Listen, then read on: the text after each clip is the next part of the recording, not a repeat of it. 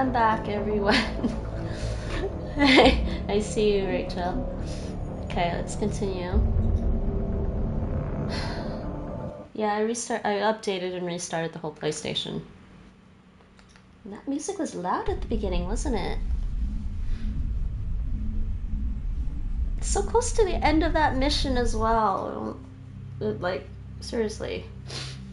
Okay. The graphics in this game are really good, though. I wonder if they're coming out just as well on stream or not. Should be. Oof. Yeah, I know. But why is it unstable? Why is it giving me oh man, it's giving me unstable today. Oh. Did I just start automatically? It's alright. Okay. Anyways, we did everything. Now let's go check out this beacon. This is the beacon. Let's finish off this story, this mission.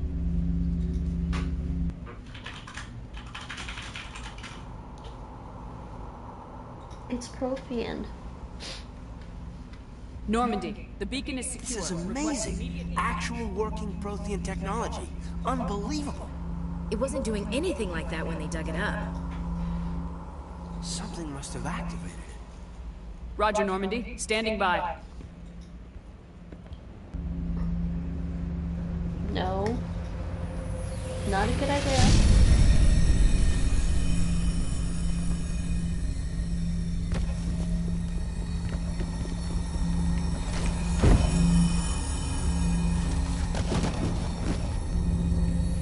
Oh.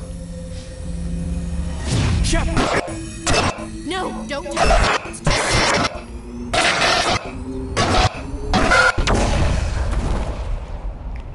I almost forgot about that.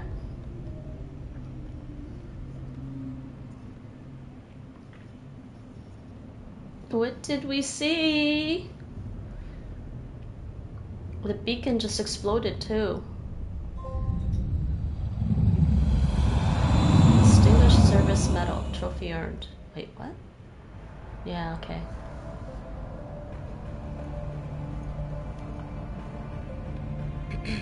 We identified the ship that touched down on Eden Prime. The Normandy, a human alliance vessel. It was under the command of Captain Anderson. They managed to save the colony. And the beacon. One of the humans may have used it.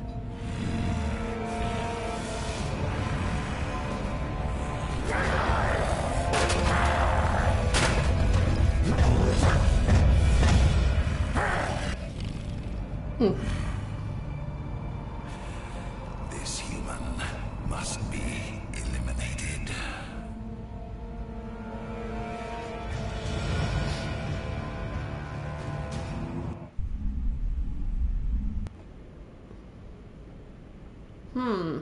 Yes. Doctor? Dr. Chakwas. That I happened. think she's waking up.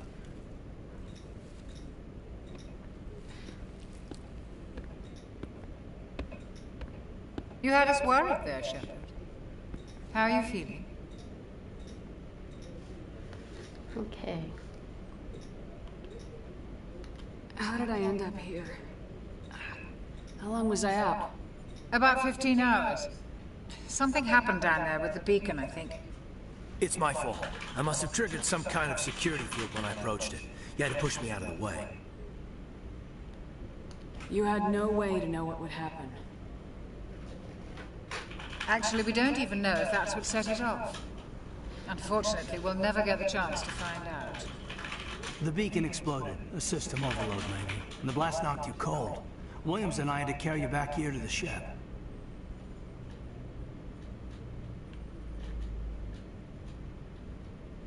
I appreciate it. Physically, you're fine. But I detected some unusual brain activity. Abnormal beta waves. I also noticed an increase in your rapid eye movement. Signs typically associated with intense dreaming.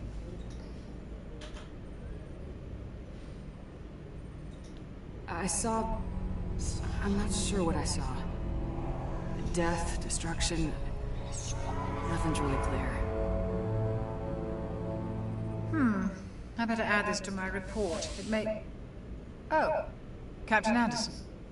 How's our XO holding up, Doctor? Well, all the readings look normal. I'd say the commander's going to be fine. Glad to hear it. Shepard, I need to speak with you. In private. Aye, aye, Captain. I'll be in the mess if you need me. Sounds like that beacon hit you pretty hard, Commander. Are you sure you're okay?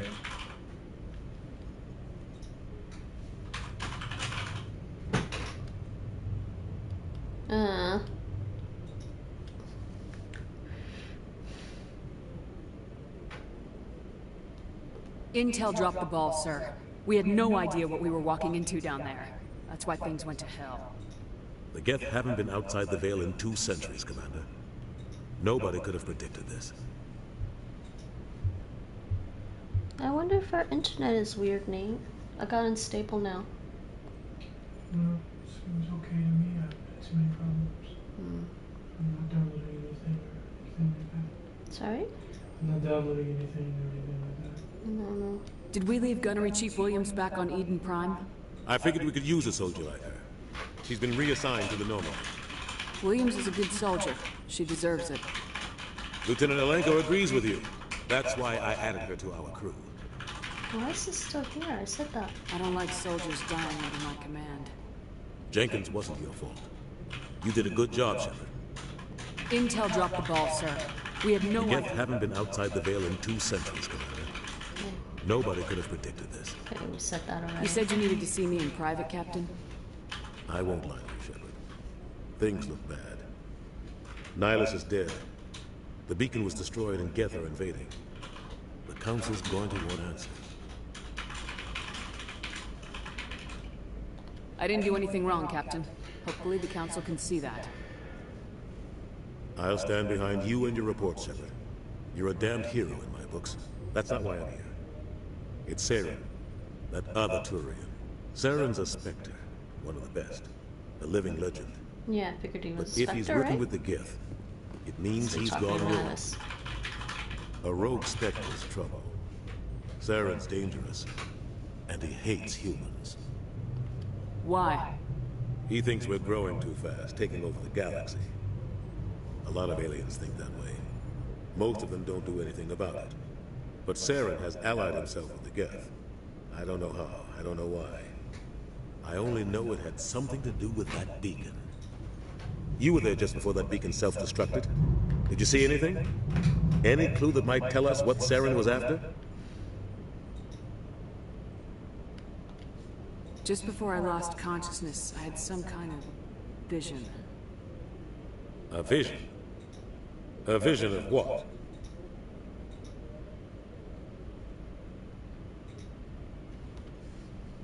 I saw synthetics. Geth, maybe. Slaughtering people. Butchering them. We need to report this to the Council, Shepard. What are we gonna tell them? I had a bad dream? We don't know what information was stored in that beacon. Lost Prothean technology? Blueprints for some ancient weapon of mass destruction? Whatever it was. Saren took it. But I know Saren. I know his reputation is politics. He believes humans are a blight on the galaxy. This attack was an act of war. He has the secrets from the beacon. He has an army of Geth at his command, and he won't stop until he's wiped humanity from the face of the galaxy.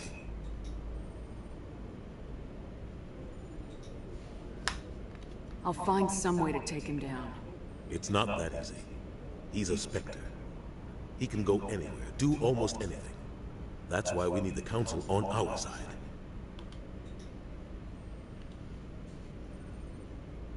We prove Saren's gone rogue and the Council will revoke his Spectre status. I'll contact the ambassador and see if he can get us an audience with the Council.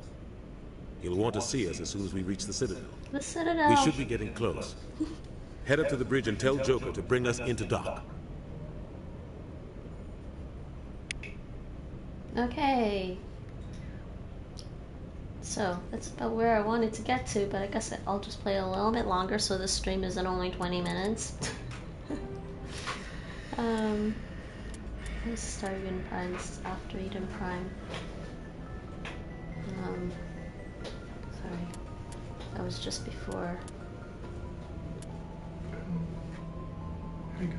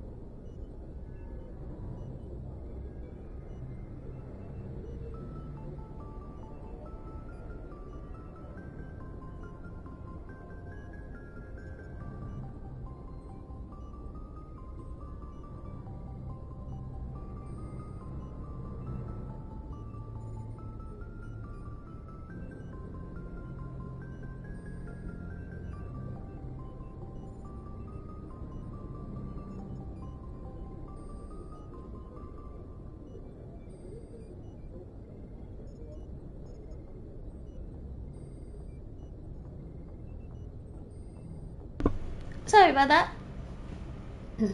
Alright, so that's where I wanted to get to, and then the game started acting up. Codex entries. These are fun. There's a narrator. Oh, this is secondary, no narrator. Although Citadel is equipped with Mass Effect generating element 0 cores, most of the gravity on the station is generated by the centrifugal force of rotation. Citadel rotation.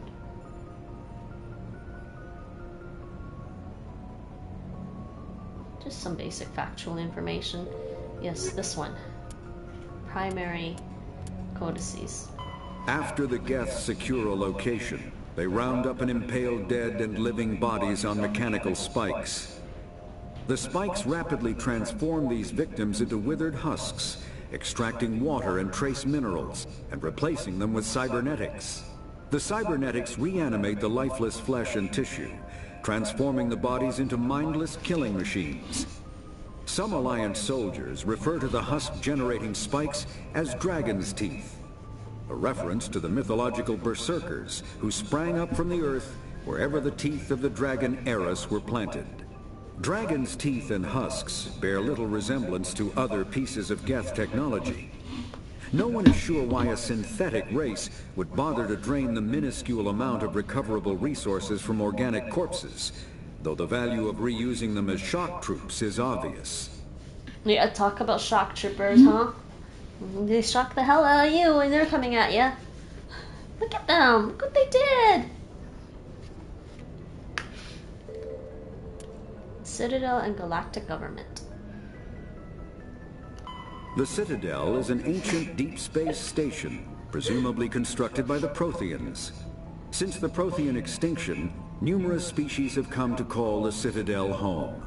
It serves as the political, cultural, and financial capital of the galactic community. To represent their interests, most species maintain embassies on the Presidium, the Citadel's inner ring. The Citadel Tower in the center of the Presidium holds the Citadel Council Chambers. Council affairs often have far-reaching effects on the rest of the galactic community.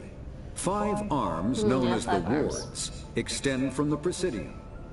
Their inner surfaces have been built into cities, populated by millions of inhabitants from across the galaxy. The Citadel is virtually indestructible. If attacked, the station can close its arms to form a solid, impregnable shell. For as long as the station has existed, an enigmatic race called the Keepers has maintained it. The Keepers. They're kind of amusing too. I think I already did the Spectre one earlier. No, weapons, armor, and equipment. Yeah, I just... when I first played this game, I was like, wait, what is that running at me? It looks like a zombie. It's like an AI zombie or something. They just call them husks. Combat hard suits use a dual-layer system to protect the wearer. The inner layer consists of fabric armor with kinetic padding. Areas that don't need to be flexible, such as the chest or shins, are reinforced with sheets of lightweight, ablative ceramic. The outer layer consists of automatically generated kinetic barriers. Objects traveling above a certain speed will trigger the barrier's reflex system and be deflected, provided there is enough energy left in the shield's power cell. Armored hardsuits are sealable to protect the wearer from extremes of temperature and atmosphere. Standard equipment includes an onboard mini-frame and a communications, navigation, and sensing suite. The mini-frame is designed to accept and display data from a weapon's smart targeting system to make it easier to locate and eliminate enemies. Kinetic barriers. Kinetic barriers, more commonly called shields, provide protection against most mass accelerator weapons. Whether on a starship or a soldier's suit of armor, the basic principle remains the same. Kinetic barriers are repulsive mass effect fields, projected from tiny emitters. These shields safely deflect small objects traveling at rapid velocities. This affords protection from bullets and other dangerous projectiles, but still allows the user to sit down without knocking away their chair. The shielding afforded by kinetic barriers does not protect against extremes of temperature, toxins, or radiation. Good to know. Nap time, Nate! I'm just making sure I left this on your thing. I think it's there. That's fine. Okay, advances in technology, upgrades. The development of practical manufacturing Omni Tools allows modern militaries a great deal of flexibility in equipment loadouts. A vast number of field modification kits or upgrades are available for common equipment such as weapons, armor, Omni Tools, biotic amps, and even grenades. An upgrade kit typically consists of less than a dozen unique parts and an optical storage device. When loaded into an Omni Tool, the OSD provides all technical specifications required to manufacture the tools and additional parts necessary to install the upgrade onto another piece of equipment. Assembly is typically modular and installation can be completed in less than a minute.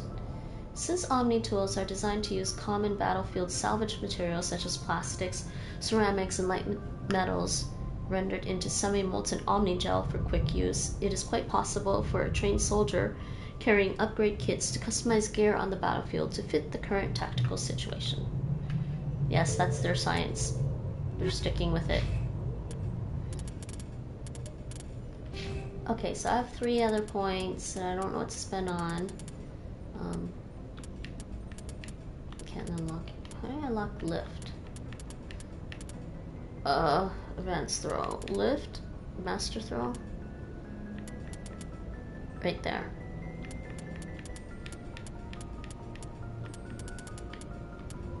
Stasis. Unlock stasis. Right there. And this one has... I already unlocked electronics. Okay, unlock medicine. Medicine's good.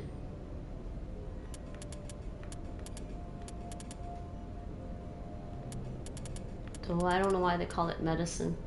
You're using it to knock out your enemy. Oh, she can't level up anyone else, just herself right now. Okay. Hey, Death the Cow, how's it going? Okay, missions. So, we finished that mission. Oh, we are heading to the Citadel right now. We are heading to the Citadel. That's the next part.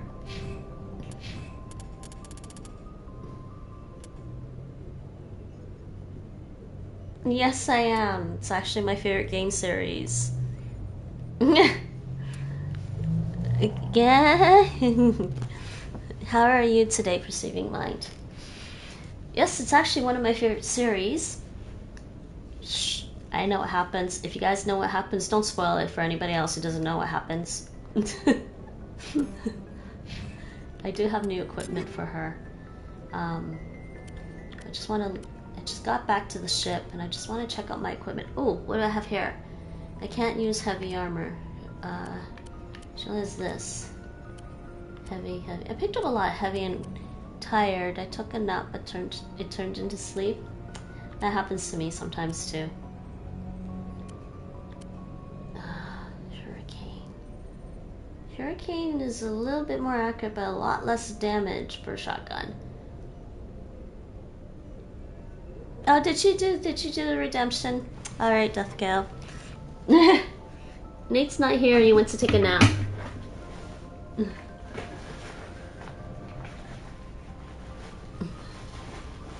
Alright. 5 minutes I think it was. I think I said 5 minutes on the thing, right? I'll set a timer for 5 minutes. Add timer. 5 minutes. Okay, here's the gamer hat. Hold on. Yeah, it's a little squashed. Yeah. There you go.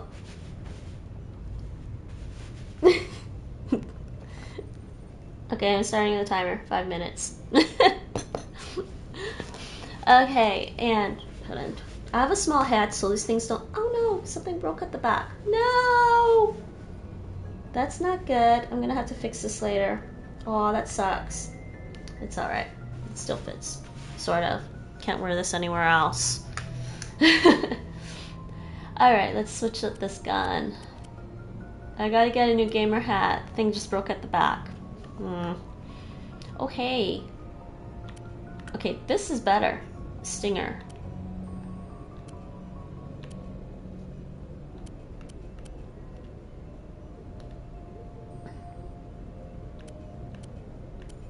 Yeah, Stinger was better for sure. Sniper rifle's the same. Okay, let me double check this.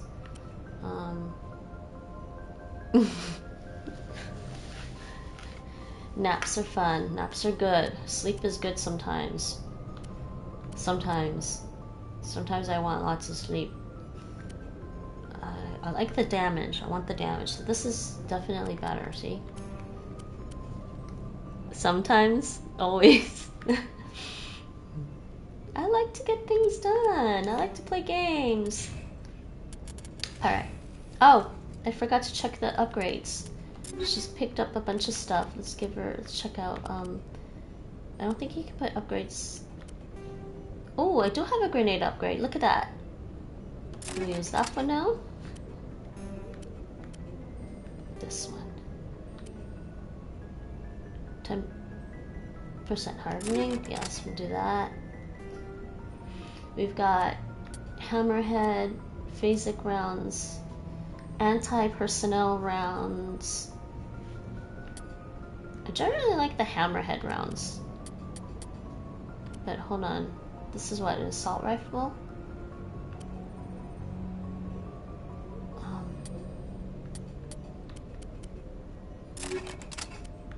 And this one, hammerhead 2. Excuse me. This is for shields, but a lot less damage. This is for organics. I'm thinking.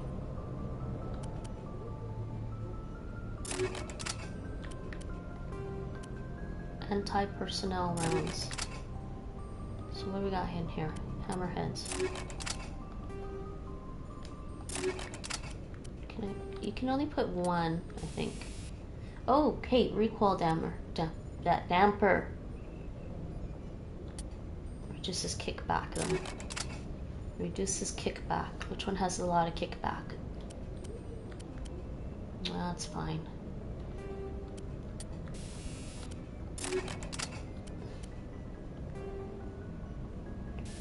For this character this time around, I'm planning on using pistols and assault rifles a lot. I think maybe I'll switch to sniper rifles later. I don't know.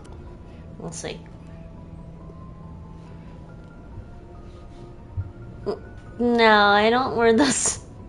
It was toques? We call them toques in Canada. I don't have one of those. I need a pom-pom like this. Yeah? Yeah?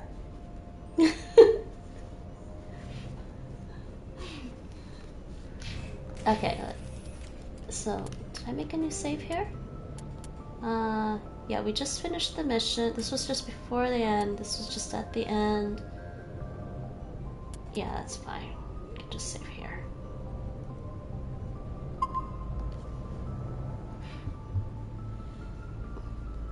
Okay, this next part is just going to be a lot more story. I'm going to do a little bit more story.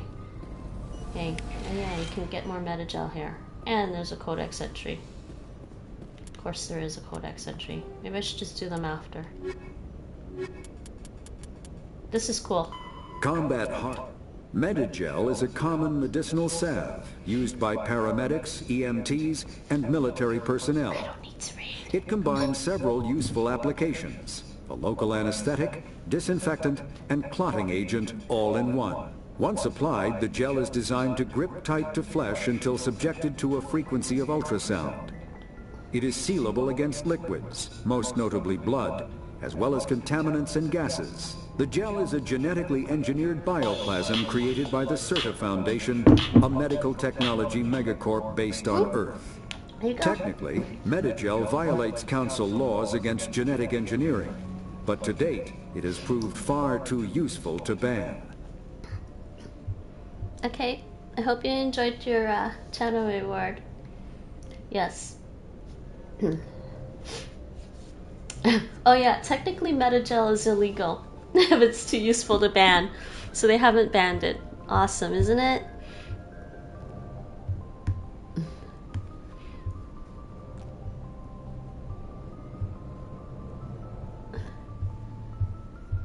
Alright. Alright, what else do we have here? She just came out of here. Wait. What is this one? Sweet? Is that supposed to say sweet? Is there anything here? Oh, I remember who's supposed to be in here later, I think.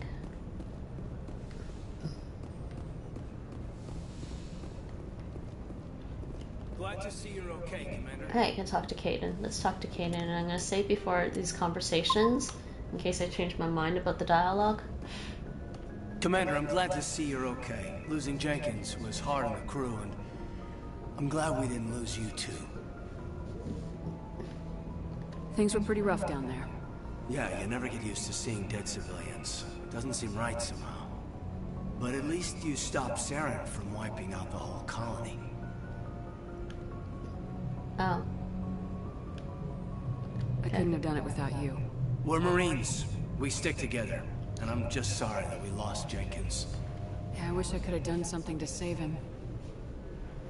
I was there. You did everything right. It was just bad luck. Yeah, Jenkins ran out. It's been a hell of a shakedown, Cruz. Our first mission ends with one Spectre killing another. The Citadel Council's not going to be happy about that. Probably use it to lever more concessions out of the Alliance. You've got a good grasp of the situation. You a career man? Yeah, a lot of biotics are. We're unrestricted, the but we music's still sure playing. don't go undocumented. May as well get a paycheck for it. Besides, my father served. I made him proud when I enlisted. Eventually. But is that why you're here? Because of your family? I was a regular Navy brat. I got a little more noteworthy than the folks expected. Oh, that's right, the Blitz. I imagine that bought you any post in the fleet. Word is we're heading for the Citadel, ma'am. Can you, tell me why? The captain hopes the ambassador can get an audience with the council. Tell them what Saren's been up to. Makes sense. They'd probably like to know he's not working for them anymore. Whatever happens, we'll be ready, Commander. Alright. Paragon +2. Yes, I think I am going with the Paragon path for her. Because I'm thinking in the later game maybe she might switch to Renegade. We will see. Joker's waiting for you on the bridge. Let's go this way. Can I go this way? That goes up the stairs.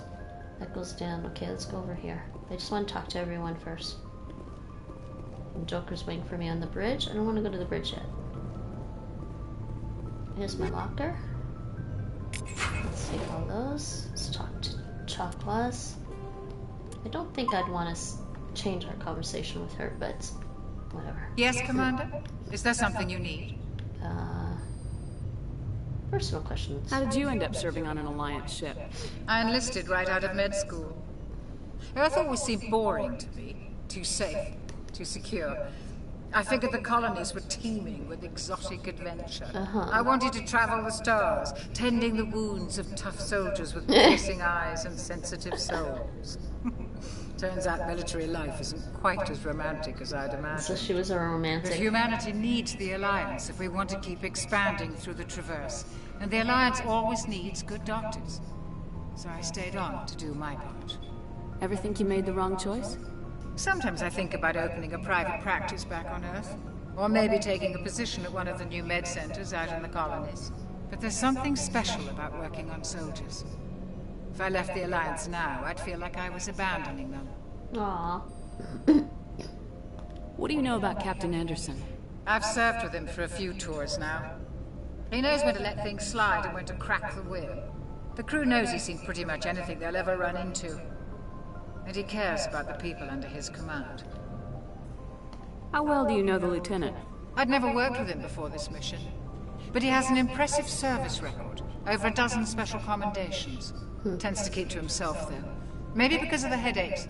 It's not easy being an L2. What does that have to do with it? Well, most biotics now use the L3 implants. Lieutenant Alenko was wired with the old L2 configuration. Sometimes there are complications. What kind of complications?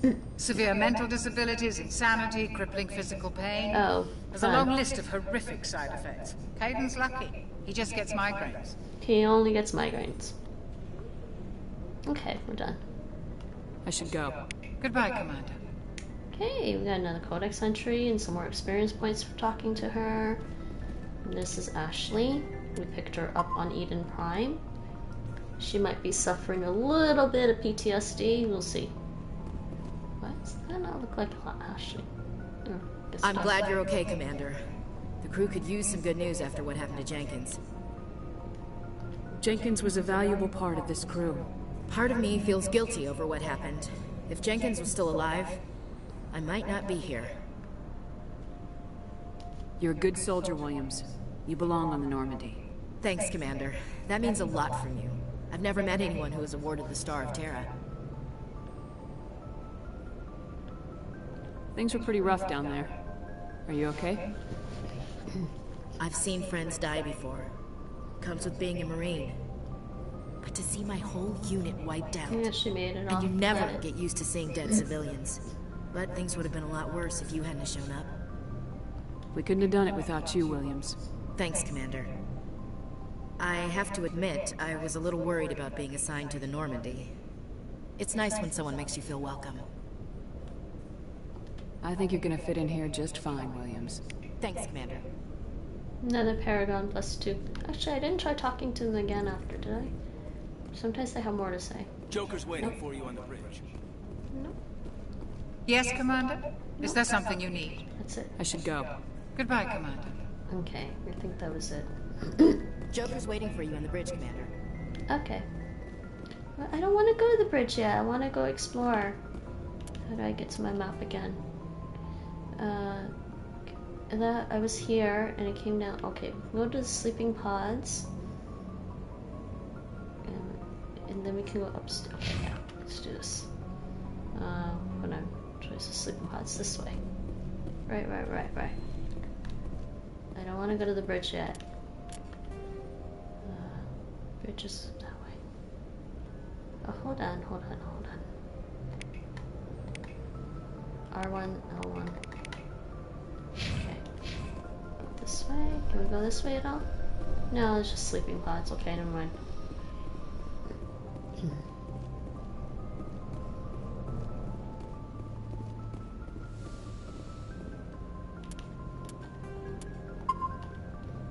Let's talk to the captain is in here. Let's talk to the captain. Go speak to Joker when you're ready. Tell him to bring the Normandy into dock. Oh. Go speak to Joker when you're Okay, ready. we're done. Tell him to bring the Normandy into dock. Alright, there's that. I don't remember which way to go. Then. Oh, we're going down.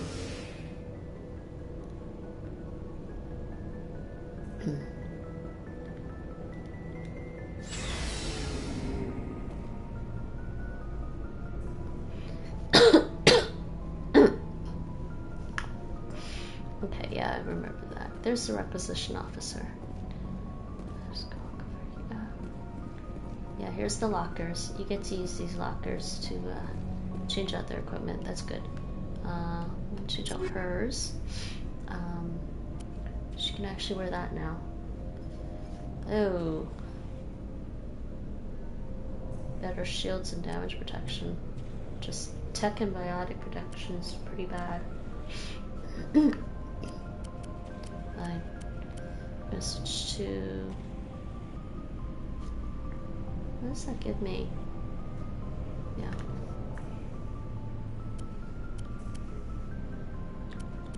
Assault rifle. Oh, event. Didn't I switch it out? I didn't switch that out. Better assault rifle. Shotgun. Actually, hold on. Assault rifle. No. Actually, sniper rifle. That's the same. What's this one? Better accuracy?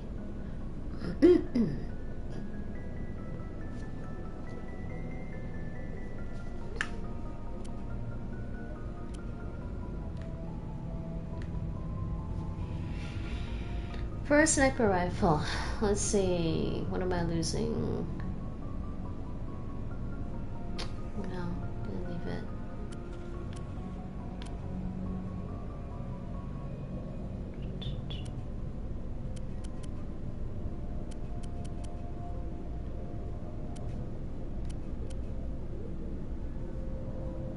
Pistol.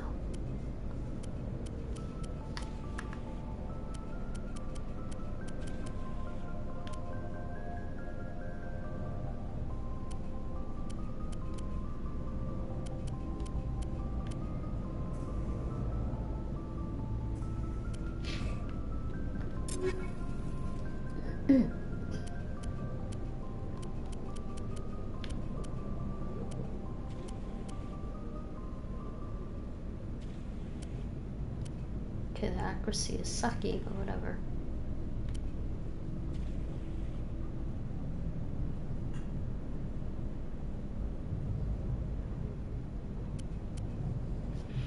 Hurricane.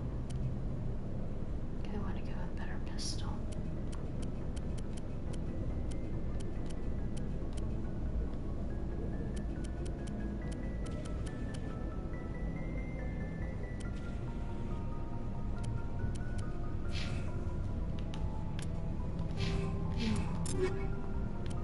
Just getting confused here. This is par for the course for me, everyone, when it comes to equipment. Okay, what do I want to give her? A better pistol. Yeah, she's got the best pistol. What's she got here?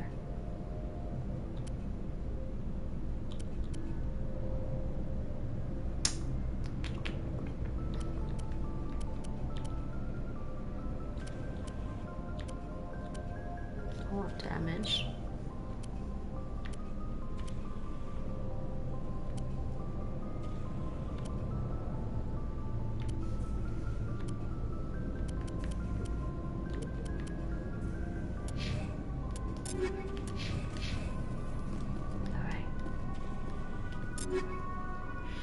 Alright, so she's got this armor. That's fine. No, I want to give her assault rifle. She's got the same assault rifle. Lancer. And shotgun. Pistol.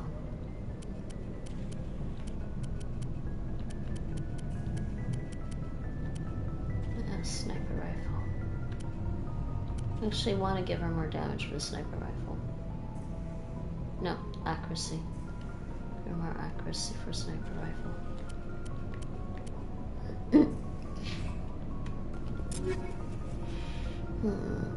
Alright. Kaden, what are we giving you?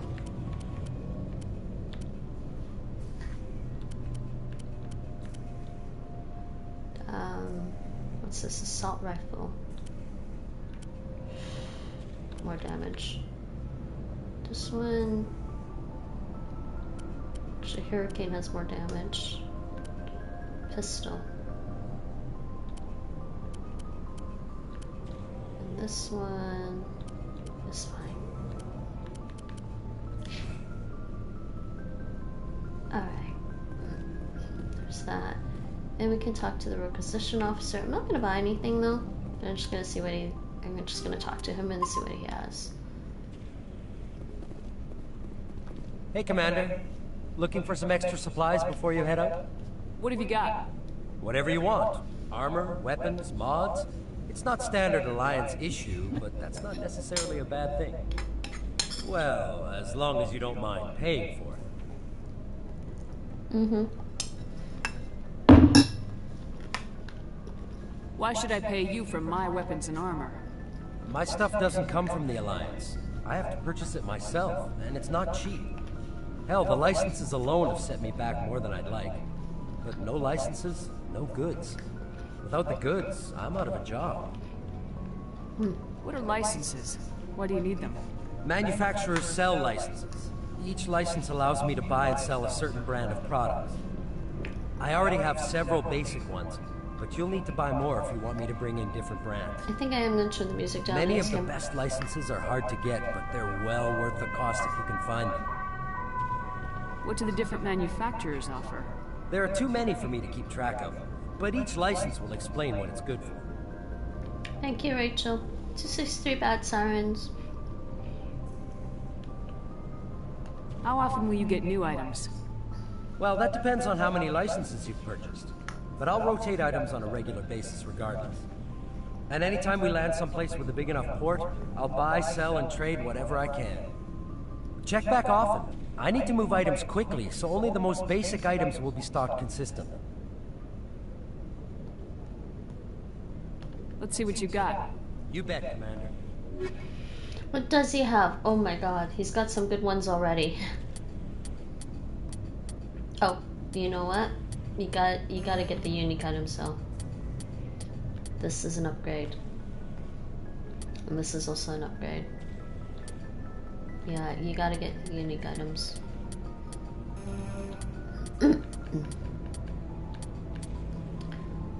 Yeah, increases medic gel by 1. Buying that one. And this one. Grenades carried by 1. I don't have money for anything else. And you can sell stuff if you want. I don't think I'm gonna sell anything yet. I'm gonna wait a little bit. Hammerhead rounds around. Yeah, did forget to do that though.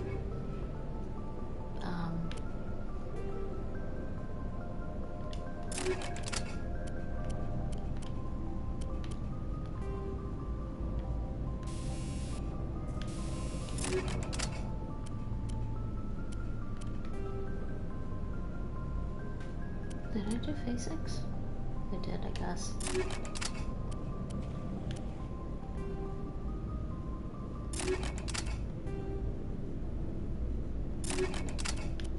Okay, so I have some hammerhead rounds. I can put in somebody's thing. Hammerhead rounds for Caden or Ashley. Probably gonna use Ashley since Caden seems to have the same abilities as me, basically.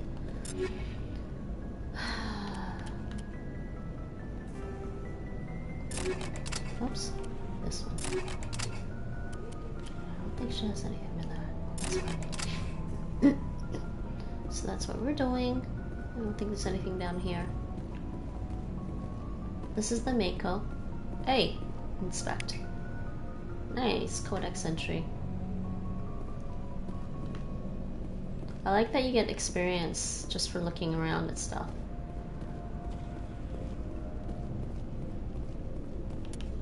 And this is really as fast as she can run on the ship, okay? She can't go any faster.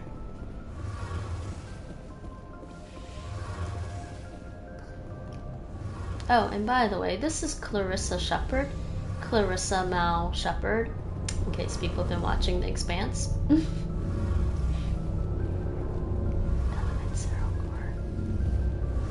Another codex entry. This is our engineering crew. There's our engineering guy there.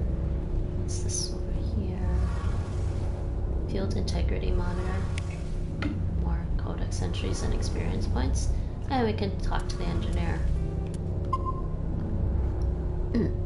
Let's talk to our good engineer. Engineer Adams. Hello. Shame about Jenkins, Commander. Shame about Jenkins. Oh, that's it? Commander. Okay.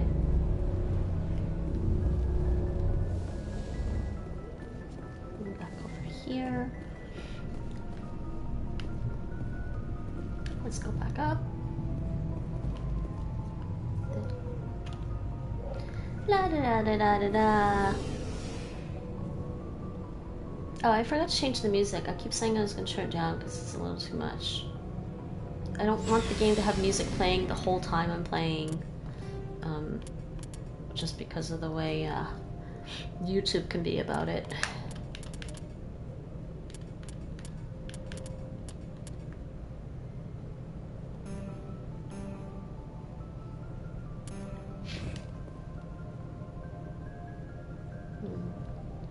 I don't think I need to look at this one. Yeah, not this one yet.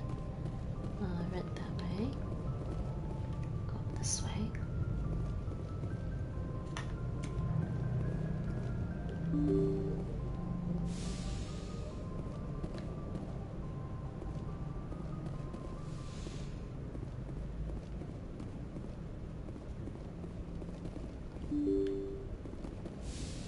There it goes back down. Okay. Hold on.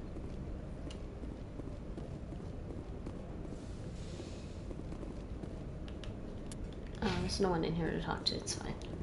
This time we get a codex entry.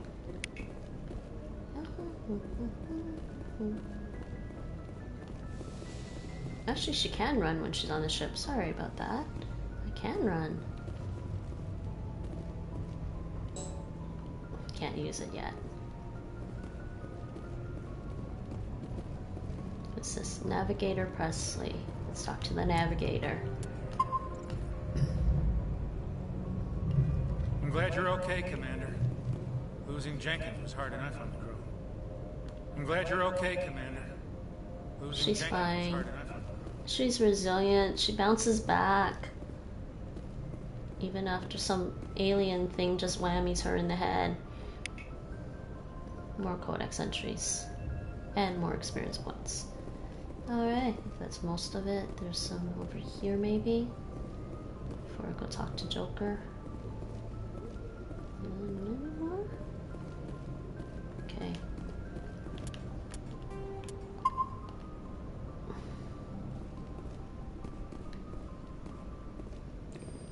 This is a I guess it doesn't start automatically. That's cool. Alright, let's check out my codex entries. So, primary. Ships and vehicles. The Mako infantry fighting vehicle was designed for the System Alliance's frigates.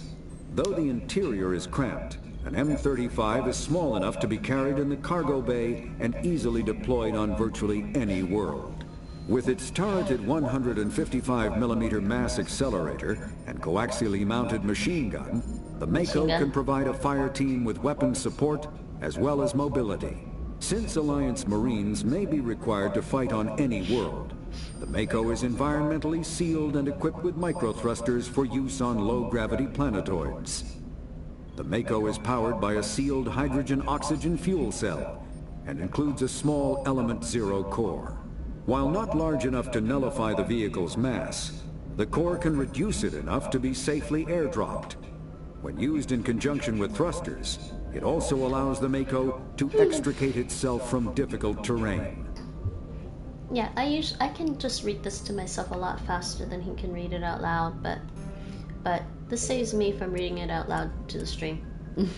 Biotics is the ability of rare individuals to manipulate dark energy and create mass effect fields through the use of electrical impulses from the brain. Intense training and surgically implanted amplifiers are necessary for a biotic to produce mass effect fields powerful enough for practical use.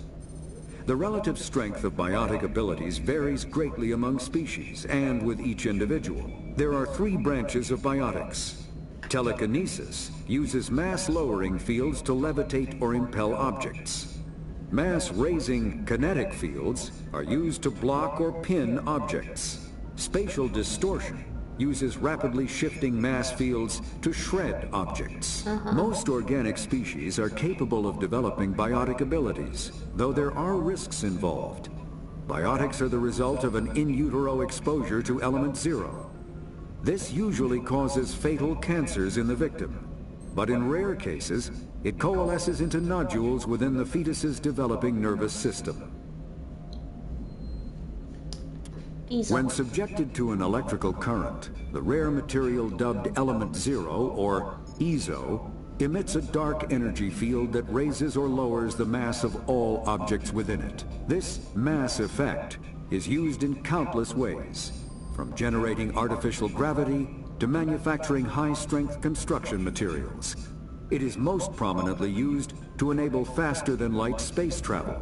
EZO is generated when solid matter, such as a planet, is affected by the energy of a star going supernova.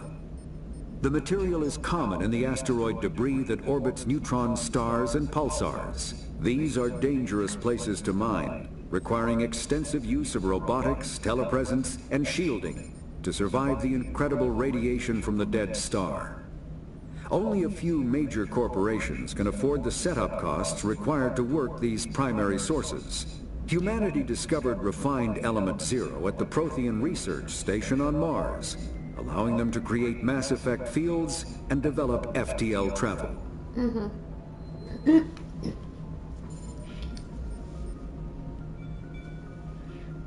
Element Zero.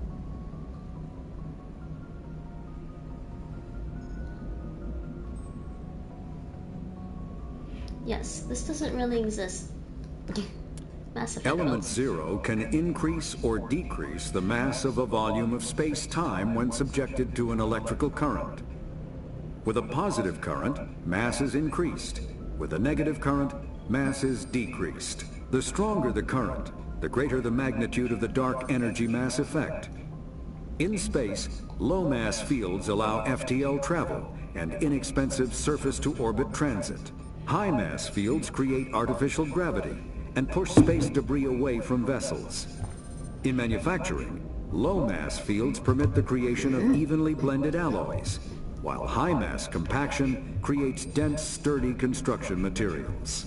The military makes extensive use of mobility-enhancing technologies, with Mass Effect utilizing fighting vehicles standard frontline issue in most military forces.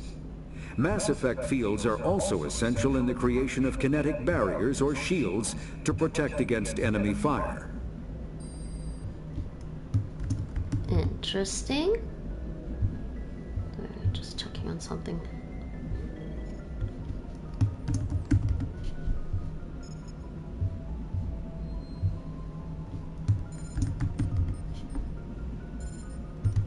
Alright, next, Omni Tool. Omni Tools are handheld devices that combine a computer microframe, sensor analysis pack, and manufacturing fabricator. Versatile and reliable, an Omni Tool can be used to analyze and adjust the functionality of most standard equipment, including weapons and armor, from a distance. The fabrication module can rapidly assemble small, three-dimensional objects from common, reusable industrial plastics, ceramics, and light alloys. This allows for field repairs and modifications to most standard items, as well as the reuse of salvaged equipment. Omni Tools are standard issue for soldiers and first-in colonists. Yeah, that picture is of a Quarian using an Omni Tool. Oh, there's some here. Oh, military jargon. Ashore.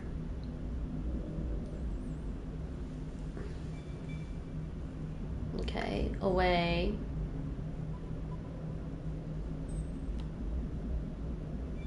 Aye, yes.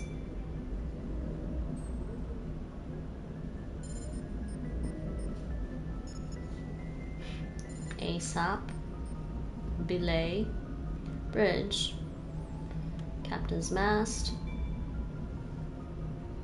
CIC. DC. Damage control. ECM. Electronic countermeasures. EVA. Extravehicular activity.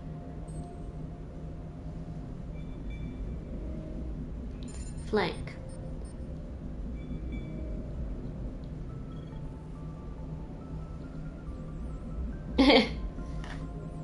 FNG.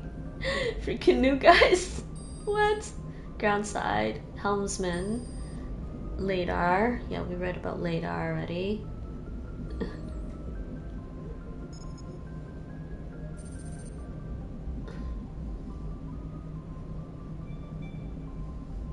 Shore party. Yep. Silent running.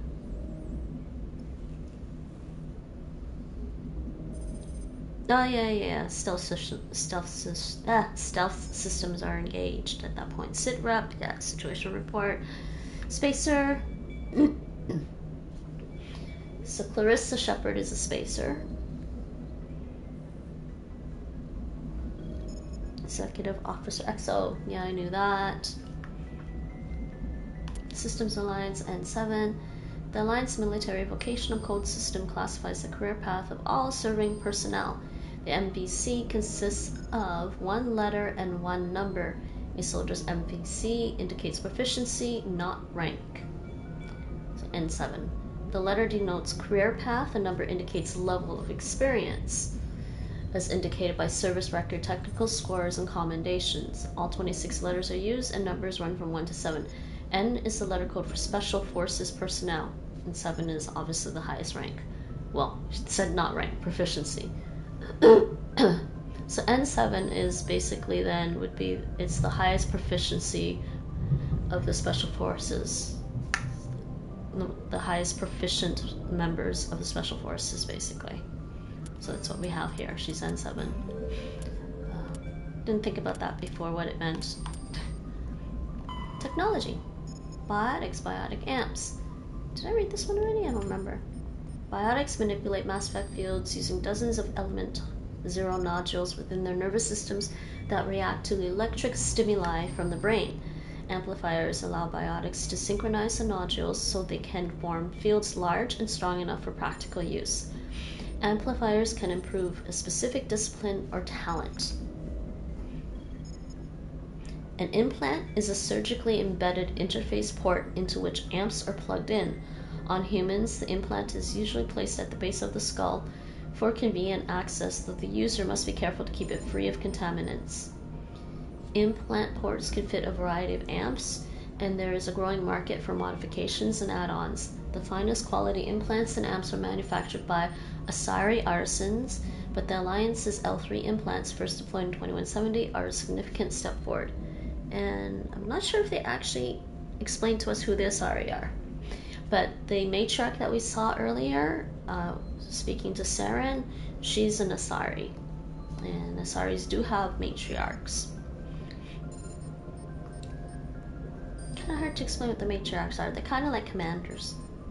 Or just like, they're really high ranking, basically. Communications. Real-time communication is possible thanks to networks of expensive mass relay comm buoys that can daisy-chain a transmission via lasers.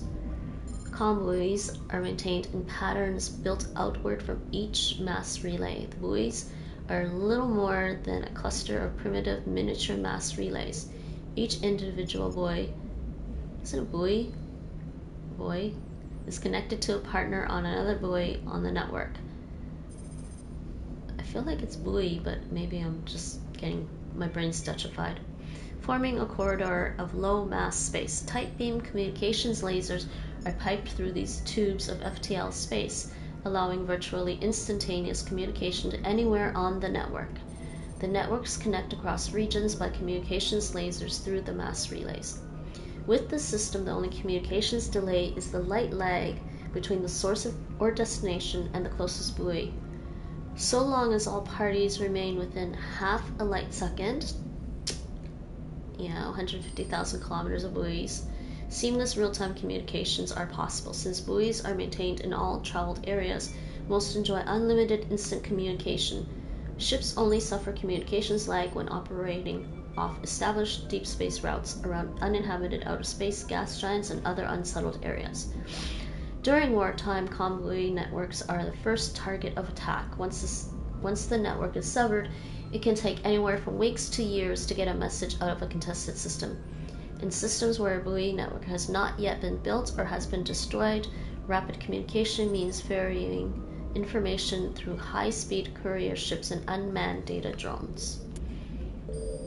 Yeah, that's all the codex entries. Okay. Actually, let's save again before I talk to you. Okay, let's talk to Joker. We're gonna head over to Citadel. Good timing, Commander. I was just about to bring us into the Citadel. See that taxpayer money at work. Here we are. Oh, I'm gonna cry. We're at the Citadel, everyone.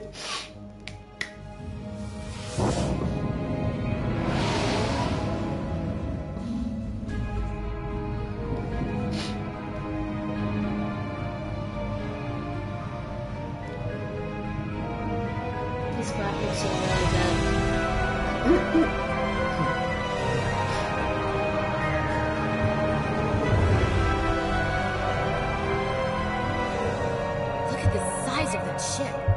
Ascension, flagship of the Citadel fleet. Well, size isn't everything. Why so touchy, Joker? I'm just saying you need firepower too.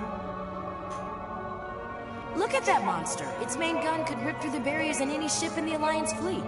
Good thing it's on our side then. Citadel Control, this is SSV Normandy. Ascension. Requesting permission to land. Yeah, we're classified one of the biggest ships in the galaxy. Clearance granted. You may begin your approach. Transferring you to an Alliance operator. Roger, Alliance Tower. Normandy out. Normandy, this is Alliance Tower. Please proceed to Dock 422. We're at the Citadel!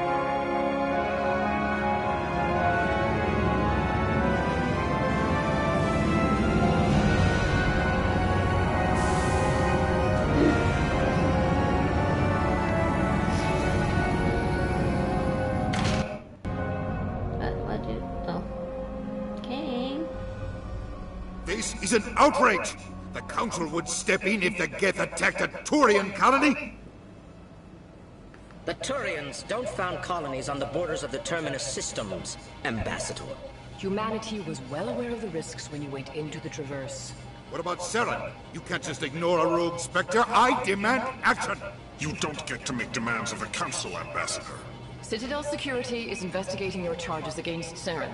We will discuss the CSEC findings at the hearing, not before. Captain Anderson, I see you brought half your crew with you. Just the ground team from Eden Prime, in case you had any questions. I have the mission reports. I assume they're accurate? They are. Sounds like you convinced the Council to give us an audience. They were not happy about it. Saren's their top agent. They don't like him being accused of treason.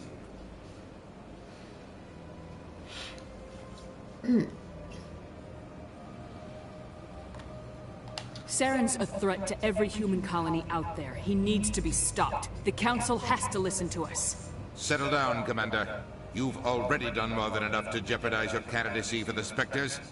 The mission on Eden Prime was a chance to prove you could get the job done. Instead, Nihilus ended up dead and the beacon was destroyed.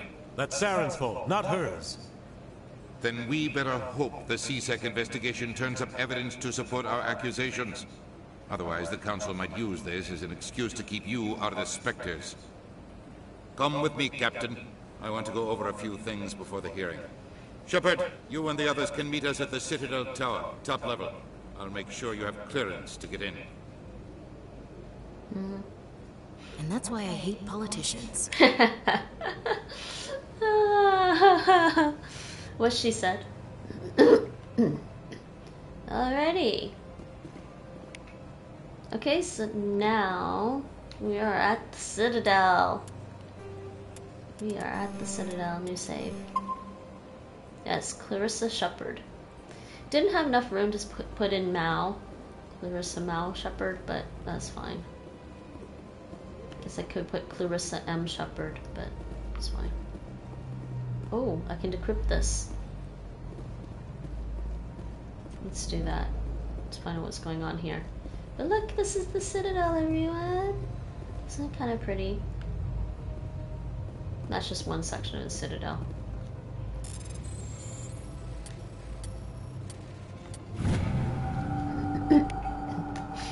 Alliance Patrol Report. Captain Hendrickson reported some unusual energy readings during a patrol of the Argos Rogue Cluster.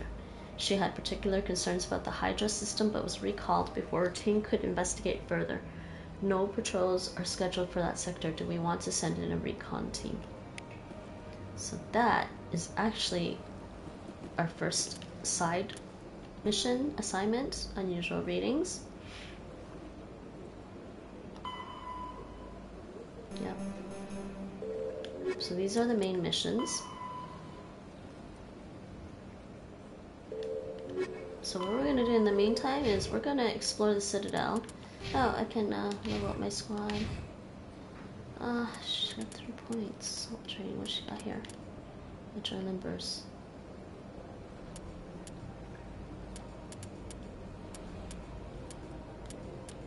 She needs to unlock shotguns though.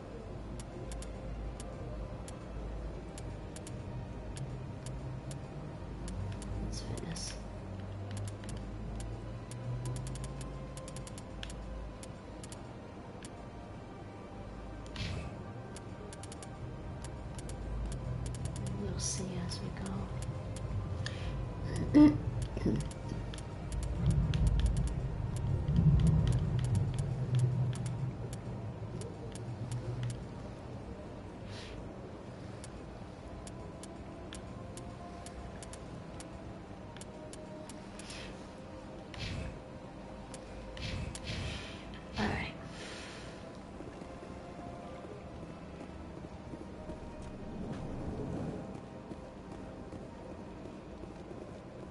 Alright, let's check out our map here. Okay, so we're over here. I think. No, we were. Where were we? We were in Adina's office, right?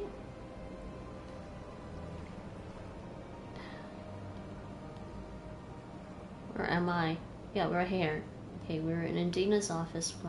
Let's go check out the Volus one. Let's go say hi to the neighbors. This will be fun. This is fun. This is the keeper. This is a keeper. The keepers are a race of beings that just basically help maintain the Citadel.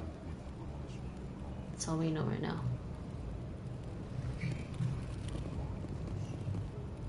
Big place. I can't tell the aliens from the animals. Alright. So we can talk to the Elkhorn. This is Elkhorn. Elkhorn. And that's Volus. EarthClan, you are in the wrong place, I think. Your ambassador is next door in the large office. Chastising remark. Don't be so rude, Dan. At least introduce yourself. I am Din Kornak, Volus Ambassador.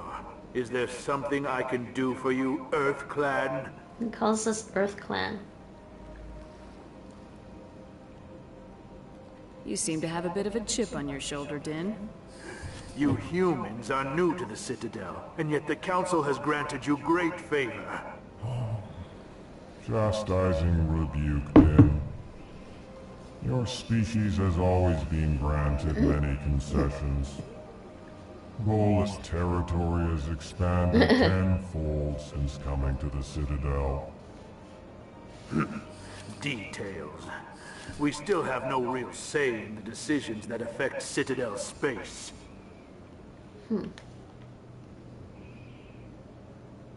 What is this place? You are in the embassy for the Volus and the Elkhorn.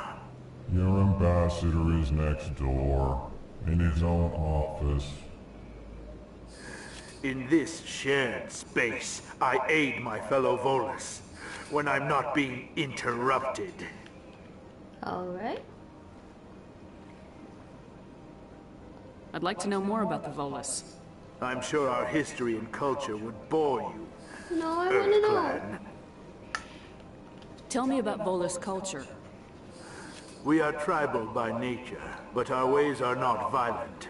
We barter and trade our lands and tribe members in order to increase status. Larger tribes often engulf smaller ones and eventually split again. Our society is very malleable, and our government is always shifting and changing. Since we're not physically adept, we trade our services for protection. Actually, I would like to know more about your history. My people came to the Citadel shortly after the Asari Solarians had discovered it. We were instrumental in establishing a standardized galactic economy. However, despite our long association with the Citadel and our many contributions to galactic society, we still do not hold a seat on the Council. Alright. What is it you do here? I look out for the best interests of the Volus people. No easy task considering how often we are overlooked by the Council. Chastising rebuke, Dan. The Council favors your species greatly. You are naive. The EarthClan will be invited to the Council long before our species will. Why aren't the Elkhorn or Volus part of the Council? All species must prove themselves before they join the Council. All but the Earth clans, it would seem. He's mad at us. We didn't do anything bad. Dismissive. Ignore the Volus ambassador, human. He is incorrect in his assessment. Really? How long have we been waiting? How long do you think we'll continue to wait? Bah, this talk is wasted on the humans. Oh dears.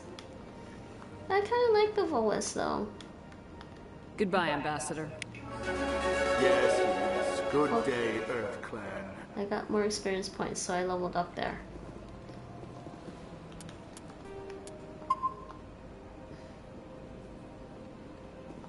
Pleased greeting. Human, it is always good to see your kind. Heh. I am Ambassador Kalen. Genuine query. Is there something I can do for you this day? Tell me more about your species. Genuine enthusiasm. I delight in telling the history of my people. It is agreeable to share our culture with others. I'd like to know more about the culture of the Elkhorn. Frankly, we Elkhorn prefer the safety and familiarity of our own colonies to the confines of space travel. Our society is built on small, tight-knit groups. Though we are always welcoming to outsiders, our government tends to be very stable. Our people are not very comfortable with sudden changes. Tell me about the history and origins of the Elkhorn. The Elkhorn were just beginning to explore Council space when the Asari first made contact with us. With their help, we discovered the relay closest to our system, and from there the Citadel. Proudly. Within one lifetime we established a regular route to the Citadel, and quickly became one of the more active species living on this great station.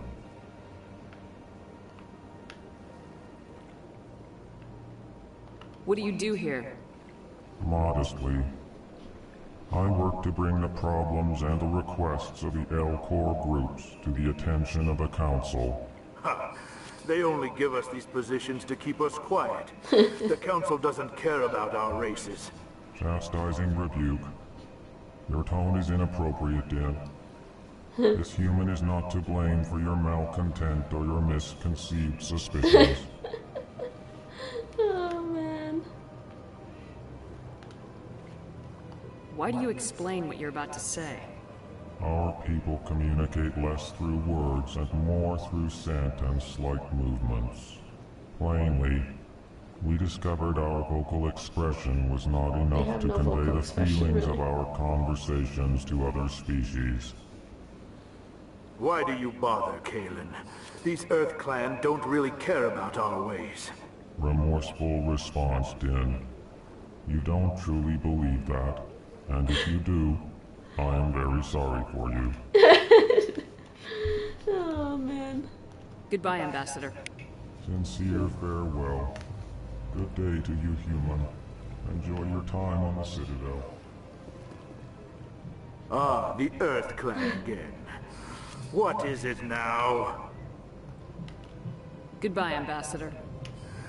Yes, yes. Good day, Earth Clan. He's too funny. Surprised welcome. You have returned. You have returned, human. Genuine inquiry. What may I do for you this day? Goodbye, Ambassador. Sincere farewell. Good day to you, human. Enjoy your time on the Citadel. They're basically like small elephant people. Or something. I think they're like elephants or something. They're slow. Hello there, human. Sincere apology, but I am here on business and cannot be distracted right now. You seem distressed. Is there something I can do to help? Alarmed response. You overheard that, did you? This is all going so wrong, and it is the Asari consort's fault. She's the one who started all this. What did this Asari do to get you so upset? I cannot speak more about this problem. It is too sensitive. Suffice it to say, She has compromised my authority as a diplomat. Where can I find the Asari consort? She is across the bridge from here. Her offices are easy enough to spot. Good day, human. Oh dears. Strange greeting, human. This is really not a good time. You seem distressed. Is there something I can do to help? Alarmed response. The same thing. You overheard that, did you? Who's this Asari consort? Curious. You have not heard. You must be new to the Citadel. Everyone knows Sha'ira, the consort. I cannot speak more about this problem. It is too sensitive. Suffice it to say, she has compromised my authority as a diplomat. Where can I find this Asari consort? She is across the bridge from here. Her offices are easy enough to spot. Good day, human. Okay. So that was that one. Let's go this way.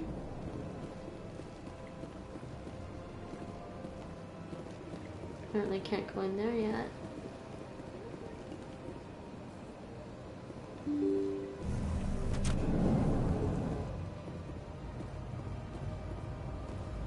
Alright, now we're here. Where am I? Can go this way.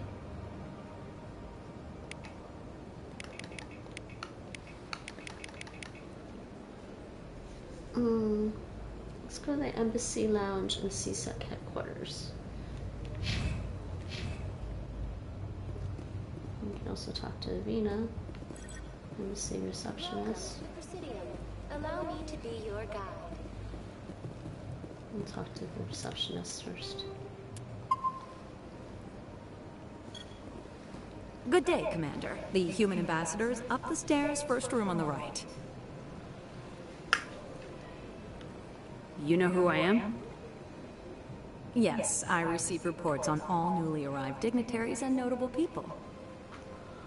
What is this place? This is the Presidium. More specifically, you are at the Citadel Embassies.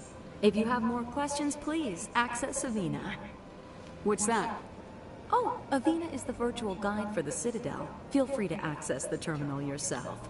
Oh, Avina. What's your name? What do you do here? My name is Safiria. I'm the administrative assistant for the embassies. You seem to be distracted. The embassies are the hub of all Citadel politics. When you represent trillions of citizens, it tends to get a little busy. What's your name? What do you do here? My name is Safiria. I'm the administrative assistant for the embassies. I should be going now. Have a pleasant day.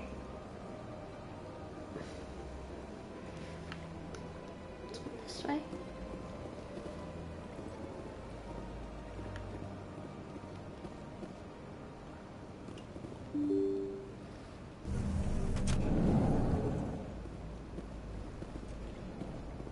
Let's go this way.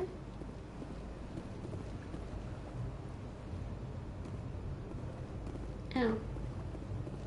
Here's an Elkhorn diplomat. Human, delighted, welcome. It is Actually, I'm getting tired now. You humans are a Who likes wonderful us? sight here on the Citadel. The Elkhorn likes humans. It's cute. Here's another keeper. Oh, I think there's a side quest where I have to go scan these keepers and I don't have it yet.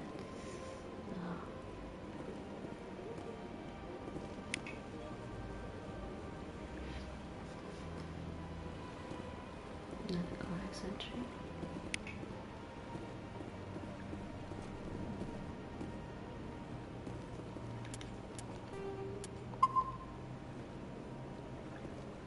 I can't believe I landed a job here. This place is fantastic. Don't you just love it here? There's so much to see and do. The ambassadors here are very respectful, except for that Volus. I've met the most interesting people since I started working here. I can't believe I landed a job here. She looped. This place is fantastic.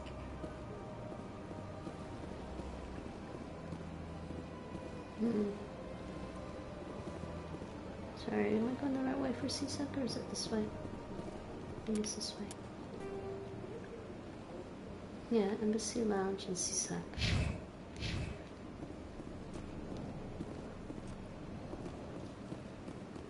Executor Palin. At least his name's not Executor Palpatine. Oh, can decrypt the console. Let's talk to him first.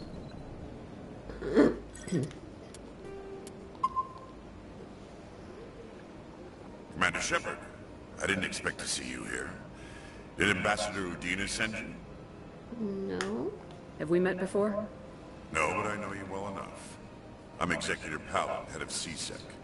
It's my job to know when someone like you arrives on the Citadel. Like me? Was there something you needed, Commander? I get the feeling you're not too fond of humans. No, I just don't trust your kind. Not yet. You humans are eager to take all the power you can get, and you're being given a lot. If the Council wants to make humanity their new favorite pet, that's their business. But I don't have to like it. Tell me about CSEC. CSEC provides necessary police and security services throughout the Citadel. We're a civilian government agency, though many of our members have had military training. Of course, as the CSEC representative to the Council, I spend most of my time liaising between the two. Yes, CSEC is Citadel Security.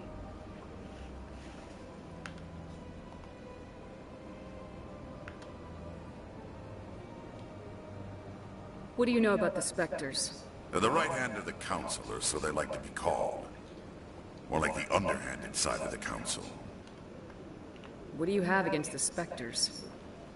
I can't abide any organization that considers itself above the law, especially when it's left up to each individual Spectre to decide when and how to bend the rules.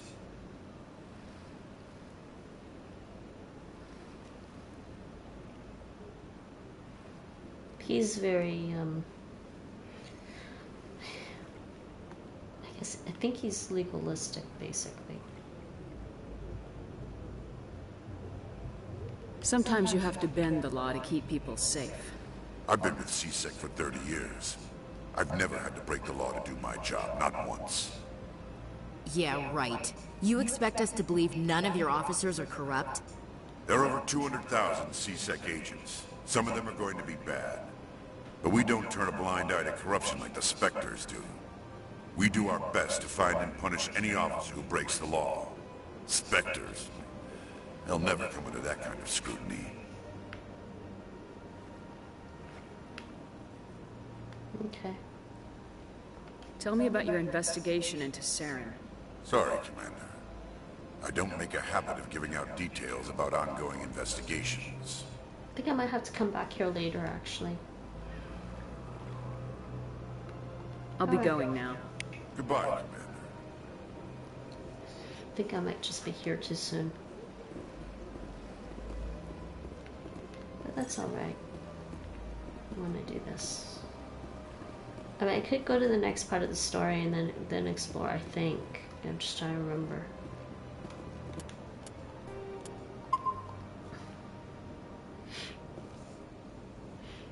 Because the next part of the story is audience of the Council. I just don't remember if I can run around the Citadel after that.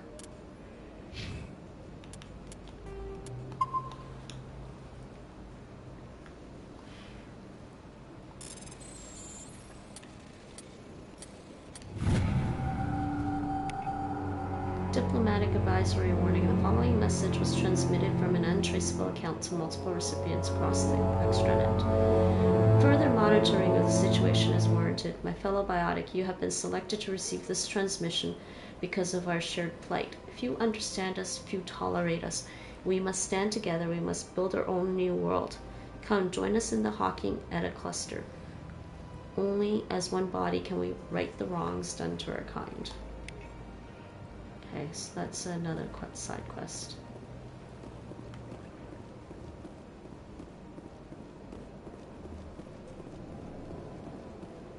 Let's go this way. This lounge area. Bunch of people here. Wait, what's this way? Oh, it's just an exit thing here. There's another keeper here. God, there's a. I know there's a side quest, an assignment for the keeper thing. I just don't remember where to pick it up. Hello, Commander. Can I get you something?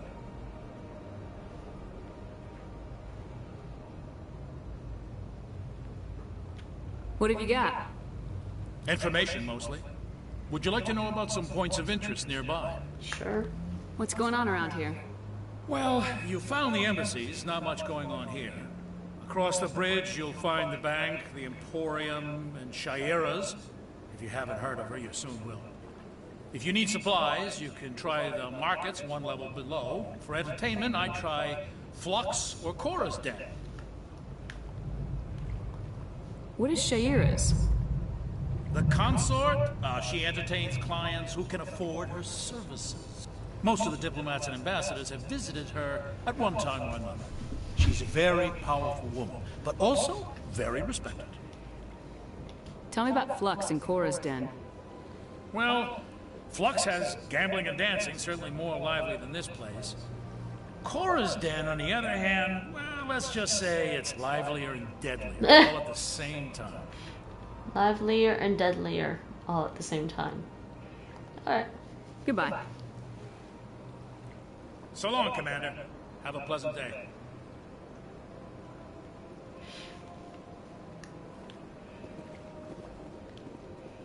Yeah, there's a sauna here too. This is another feeling. Let's see. I don't have time to talk now. I'm very busy. Don't believe the rumors. The consort would never reveal her secrets. Of course she wouldn't. She'd be tossed out the nearest airlock if she did. Alright, I Rachel. suppose. Besides, Nick, the consort's nothing like the girls back on the colonies. She's... You don't have to do it with her. You can just talk to her if you want. Is that all you did, Jazz? Just talk? I didn't say that. Ha! I bet you did too. Shut up, Frederick. What do you want? Oh, Commander.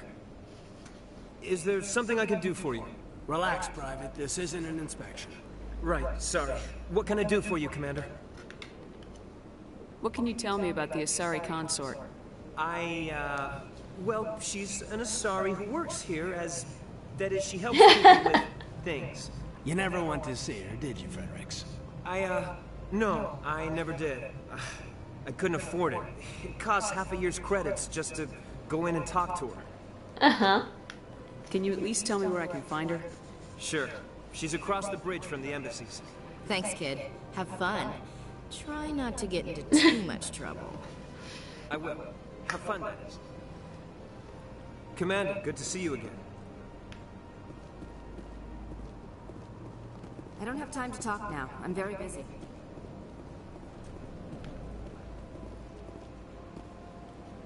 Another diplomat. Actually, I don't think he's that important. This place seems strange. There's a little more humans around. You have to be tough with these aliens. They won't respect you otherwise. It's good to see another human face around here. If I have to listen to another Hanar take 20 minutes to say the simplest thing, I think I'll scream. This place seems strange. There's a little more humans around.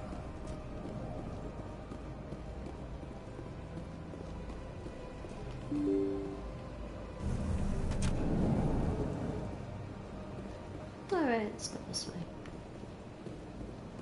Welcome to the Presidium. Allow me to be your guide.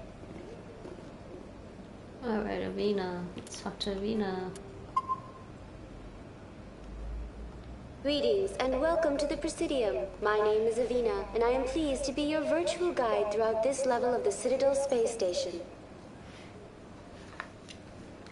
What does that mean? I am a fully interactive virtual intelligence, programmed to provide spontaneous guidance at predetermined locations of interest throughout this level of the Citadel. I may also be contacted through any of the Presidium VI terminals, should you require assistance. Give me the tour. You are standing at Presidium Tourism Terminal 1. On either side of this lobby are the embassies of the various Citadel races, along with CSEC headquarters. On the far end of this level, you can see the Citadel Tower, where the Council meets regularly to discuss matters of interstellar importance.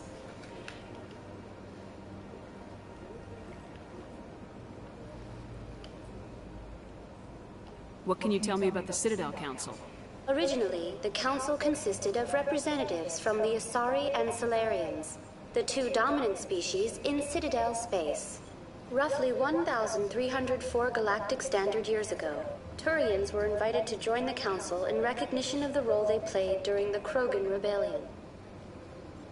Since then, the three Council races have worked together to ensure the peaceful coexistence of the galactic community, while preserving individual autonomy for each species.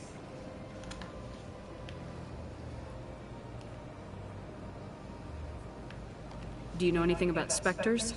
The term Spectre is derived from the branch of Special Tactics and Reconnaissance. Each Spectre agent is handpicked by the Council. Their primary role is preserving galactic stability and resolving volatile situations that cannot be handled through normal political channels. In this role, they are granted extraterritorial rights and jurisdictions. Spectres answer to no law or authority except the Council itself. Tell me about the embassies. Each species in Citadel space important enough to be consulted on matters of galactic politics maintains an embassy on the Presidium. The Volus were the first non-Council species to be granted an embassy, roughly 2,384 Galactic Standard years ago. As Citadel space has expanded, more embassies have been added. The most recently added embassy belongs to your own species, humanity. It was added 19 Galactic Standard years ago, despite some rather vocal opposition. Why were people trying to keep my species out? Some species felt humanity was given preferential treatment. It often takes a century or more before a new species is granted an embassy. The Council gave a great deal of thought to this matter. In the end, they decided humanity's impact on Citadel space was significant enough to warrant an embassy. How come the Volus were the first species given an embassy? In the early years following the formation of the Council, the Volus were, apart from the Asari and Salarians, the most populous and widespread species in Citadel space. They established many new colonies and trading outposts, and they petitioned the Council for a greater role in determining interstellar policy. In recognition of their work to expand interstellar trade and establish a standardized galactic economy, the Volus were granted an embassy here on the Citadel. I want to know more about Citadel security. Citadel security serves as law enforcement for all regions of the Citadel, though the majority of officers serve in the wards. Executor Palin, a Turian, is the current head of CSEC, but individuals from virtually every species across Citadel space serve as officers beneath him. If you wish to learn more, Executor Palin's office is located in the CSEC headquarters just across the lobby.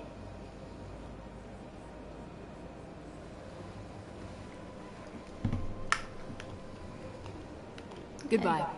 Goodbye, and thank you for using Avina. Please enjoy your visit to the Citadel. Alright, so which way are we gonna go? Let's go this way.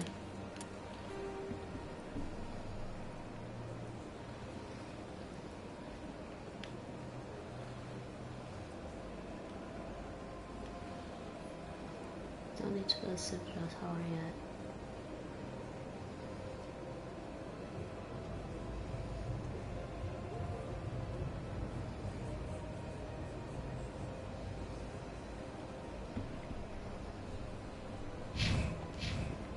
Let's go this way.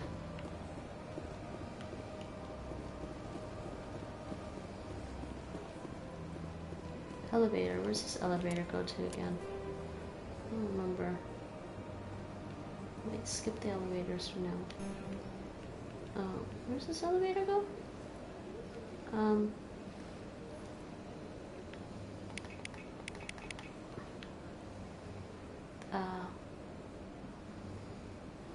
Confused. My map is being confused now. Oh, am I downstairs or something? Hold on. 2 embassies. Citadel Tower.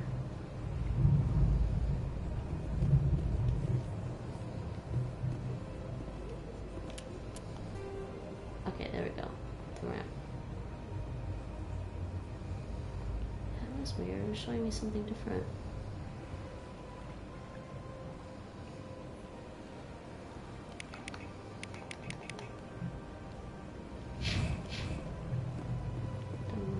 Elevator goes, we'll come back to them.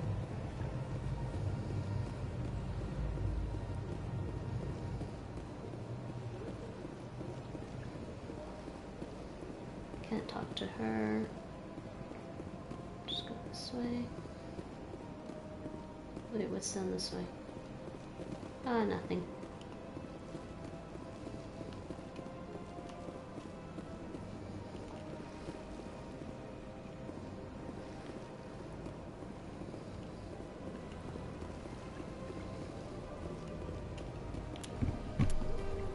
Yeah, it's going back that way, so let's go. I'm sure you're going to go that way.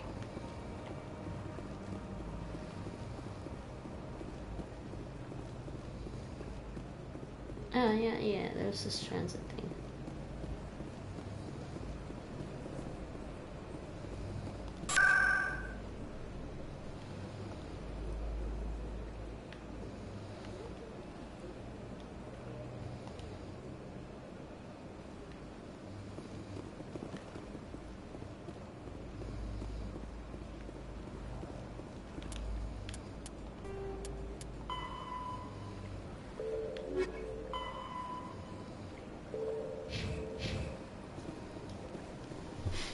I don't remember if I can run around the Citadel after going to the council thing. I think I can, but I don't remember.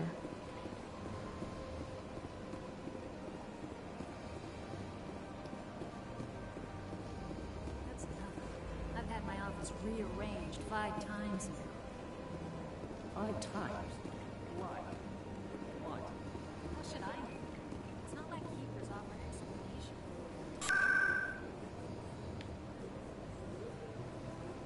Yeah, okay.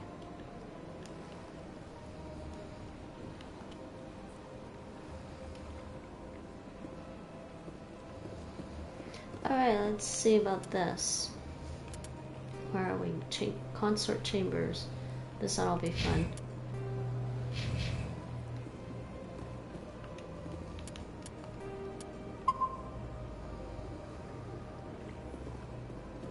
Welcome, I am Naylina. I don't recognize you as one of our expected clients today. Would you like me to see when the consort will be able to meet with you? Can't I just go in? I'm afraid not. Yeah, you must understand there are many who seek the consort services. But if you wish to leave your name, she'll make every effort to meet with you. Commander Shepard, with the Alliance Navy. Excellent. You should hear something in 3 or 4 months.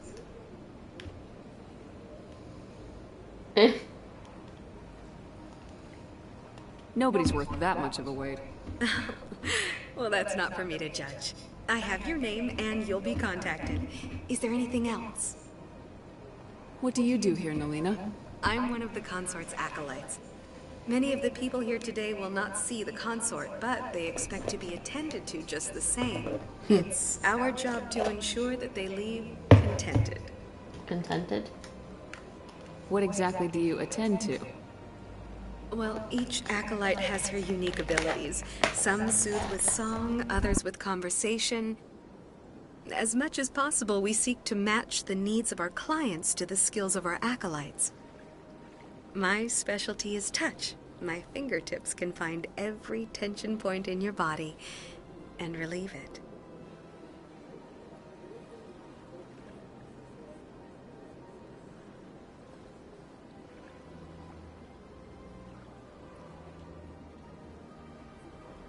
What is the consort? What does she do?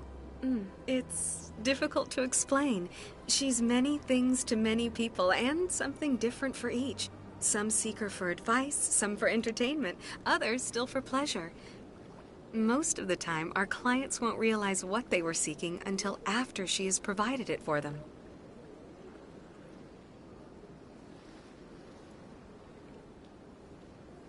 You make her sound like some kind of oracle. No, not in the usual sense. She's merely a woman with remarkable compassion and a generous spirit. I suggest you make an appointment and see for yourself.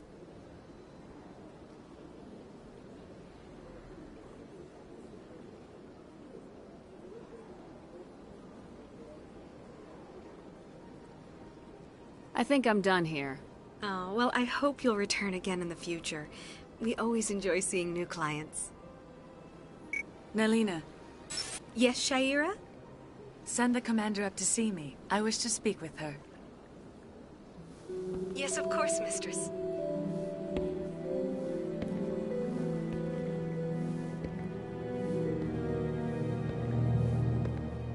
Huh. It appears the consort has taken notice of you. She'd like to meet with you now. What does she want to see me for? I don't know. You'll have to ask her yourself. Just head upstairs. She'll be waiting for you. The consort still awaits your visit.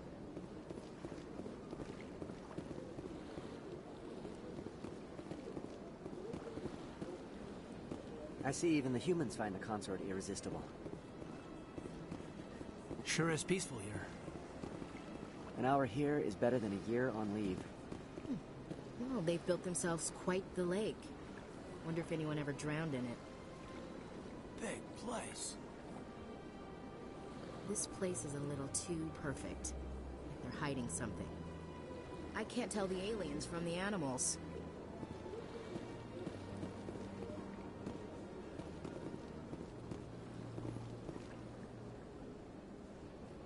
Welcome.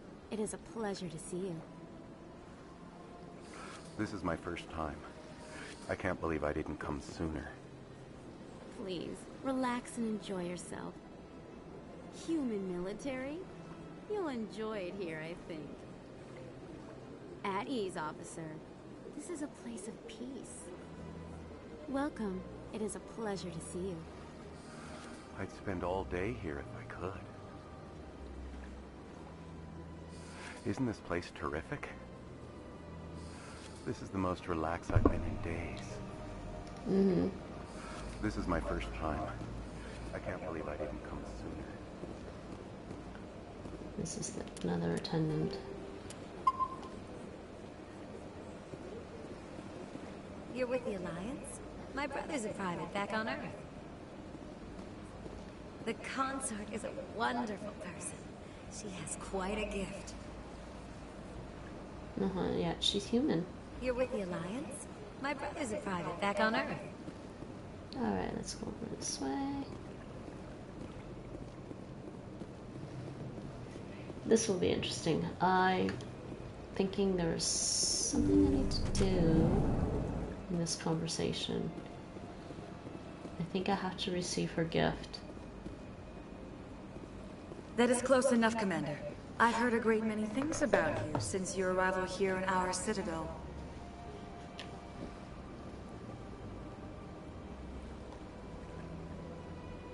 What exactly do you do? That depends on your needs. I offer advice to some, comfort to others. I have a certain problem that could use your expertise. Tell me about this problem you're having. I have a friend, Septimus, a retired Turian general. I won't discuss the details, but he wanted me to be more than I could be.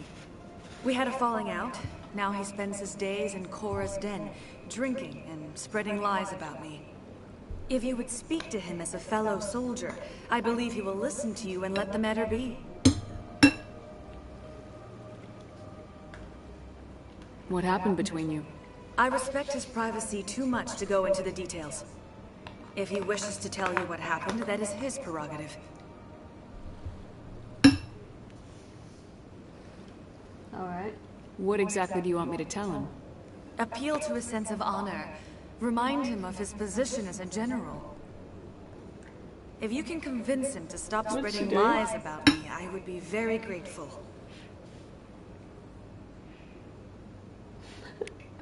Now I must ask you to take your leave. I have many clients waiting to see me. Oh, maybe she doesn't give her... Maybe she doesn't give me the gift until after I do her quest? I don't remember.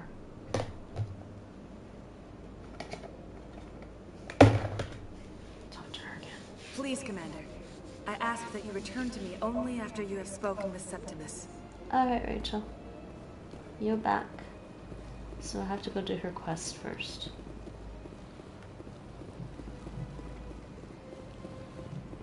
Alright. Alright, we're gonna go. Take a seat if you like. It may be a little. I have to admit I'm a little nervous. Few are ever asked to aid Sha'ira. It's quite an honor. Uh-huh. Oh, yes, Septimus. What do you know about the General? He's been seeing the consort for longer than I can remember. Of course you Then did, one Rachel. day, he stormed out of here furious. He hasn't been back since. He was always very respectful to the acolytes. Very noble. Okay. I think I'm done here. Of course. Come back anytime. Was there anybody else to talk to? I don't remember. It's really good. You having fun? Please, relax and enjoy yourself. I'd spend all day here if I could. Okay, next section of the Citadel I'm going to explore. Well, hopefully it has a happy ending.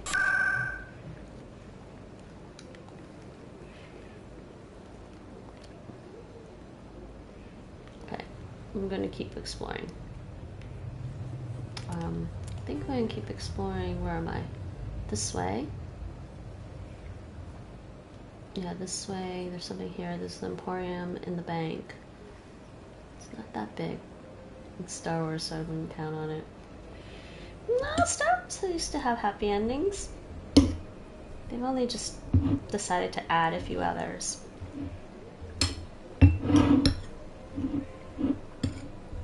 They have their happy endings.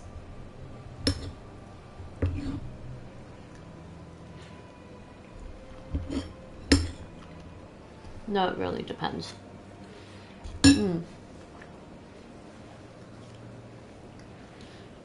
Okay, Emporium.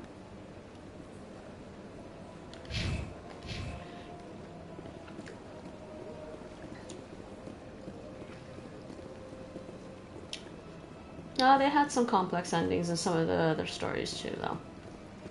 But I wouldn't consider them sad, necessarily. Just complex.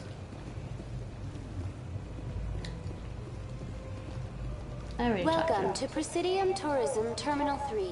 Oh, she has other things to talk about. Here in the financial district, a number of businesses offer various goods and services to their exclusive clientele. The statue you see before you was commissioned to honor the Krogan soldiers who gave their lives to protect Citadel space during the Rachni Wars. In the aftermath of the Krogan rebellions, several embassies petitioned to have the statue removed. However, this motion was eventually quashed by the Council. Depends on which Star Wars game you play. Most of the Bioware ones, it totally depends on what decisions you make. You make bad decisions, you get bad consequences. You make good decisions, you get good consequences. But I won't tell you which decision is bad or good.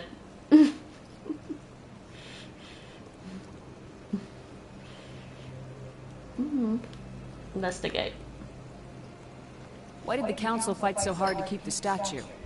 The Krogan were instrumental in saving the galaxy from the Rachni threat. The Council believed this historical fact should not be forgotten. You should definitely play some of the other Star Council Wars games. also hoped that preserving the memorial would improve diplomatic relations with the Krogan and bring about a peaceful resolution to the rebellions. Unfortunately, the Krogan refused to negotiate and only surrendered after their population and homeworlds had been ravaged by the Turians.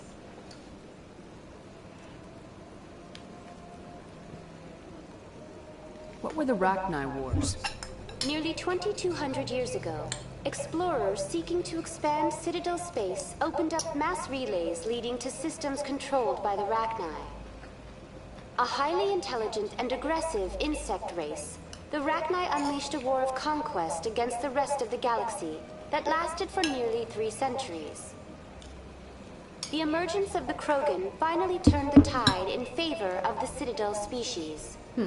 Krogan forces provided the numbers necessary to halt the Rachni advance and drive them back. The Krogan then pursued their retreating fleets. Able to survive the harsh environments of the Rachni homeworlds, the Krogan hunted their enemy to extinction. Oh, I hate when that happens. You have no... Okay, is she talking in code, eh?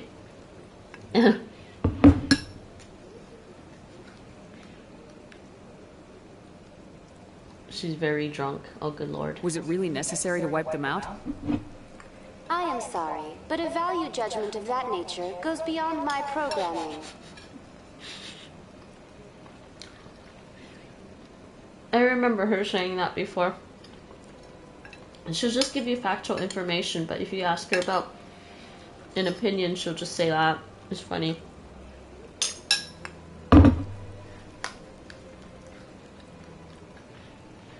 Tell me more about the Krogan rebellions.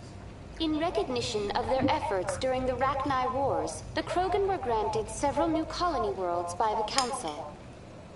Over the next 400 years, the Krogan species began to expand.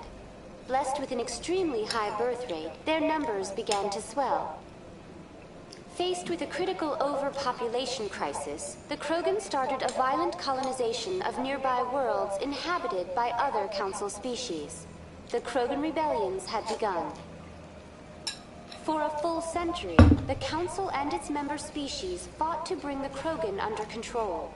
With the aid of the newly discovered Turian Empire, they were ultimately successful. Watch this. You needed the Krogan to stop the Rachni. Then you needed the Turians to stop the Krogan.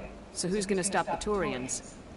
I am sorry, but that question is beyond my programming parameters. The Turians are members of the Citadel Council. They are not a threat to galactic peace. See how they programmed her? It's awesome. Humans are not a threat to galactic peace.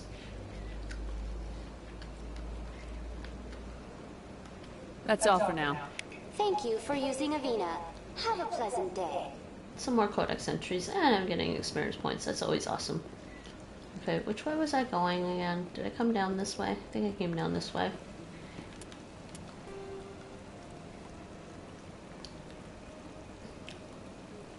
Oh yeah, I did.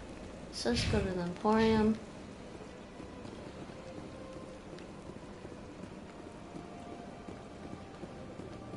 Look, they made a lake in the middle.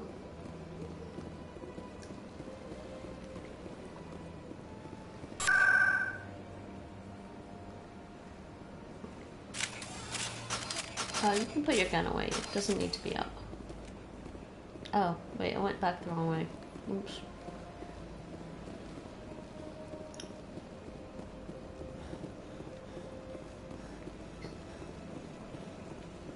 Just go this way. This way. What's this way? That's just that thing over there again. Yeah, it goes up the stairs. Okay. Go this way more. Oh, Hanar. There's the Hanar. Hanar are awesome. I love the different species, alien species in this game. It's so amusing.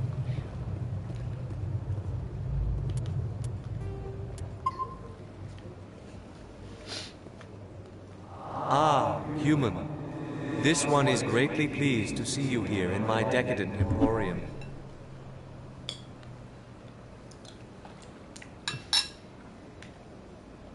Who are you? This one's face name is Delaninder, though many in this place simply refer to it as Delan. Delaninder. Please take time to examine the fine goods it has for purchase, all of great worth.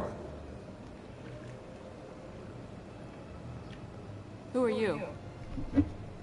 This one's face name is Delaninder. Please take time to examine the fine goods it has for purchase, all of great worth. Why do you refer to yourself as this one and it? For the same reason that humans are so inquisitive. It is part of our culture. Specifically, Hanar only refer to themselves in the first person with family or intimates. And we rarely do so with other species. It is just our way. So they speak very humbly. They talk about themselves in the third person when talking formally with people. What exactly do you sell? Only the finest and most luxurious items that credits can buy. This one is able to procure almost any item the human would desire, for a price, naturally. What exactly do you sell? Only the finest and most luxurious items that credits can buy. This one is able to procure almost any item the human would desire, for a price, naturally. I'm not gonna buy anything right now. I'd like to see these rare and wonderful items. Oh, this one is pleased to do so, human. You will not be disappointed. Though I shouldn't have bought the unique items on the ship earlier necessarily, because I could have gotten a discount, I think, maybe, but I didn't.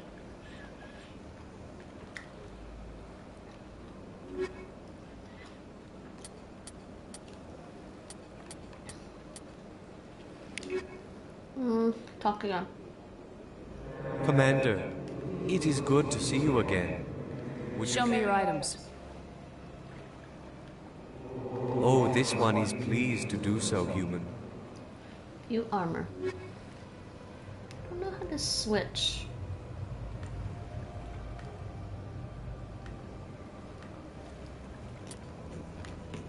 Okay, let's switch that. That's level.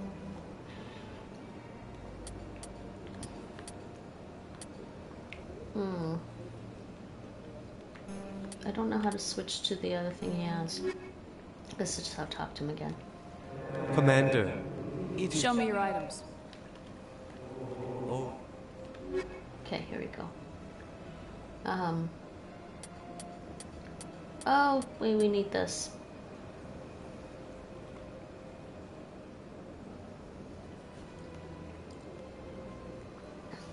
I'll just buy that. It's only 100. I don't care about the discount if I even get a discount on it later.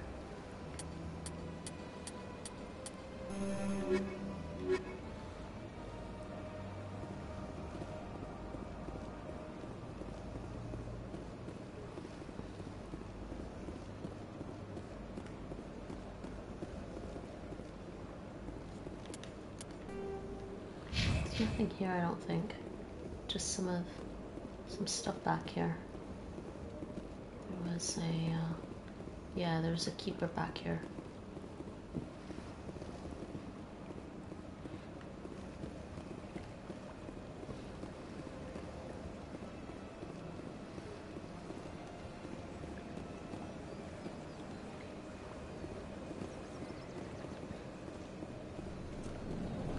What's this way?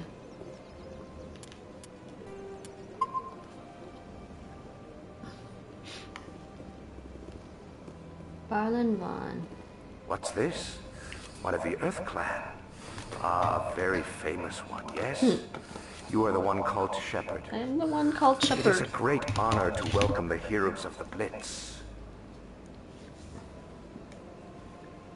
You've got me at a disadvantage here. Forgive me, Earth Clan. My name is Barla Vaughn. My job makes it necessary for me to keep informed. I am a financial advisor to many important clients here on the Citadel. When someone as important as yourself arrives on the station, I take notice.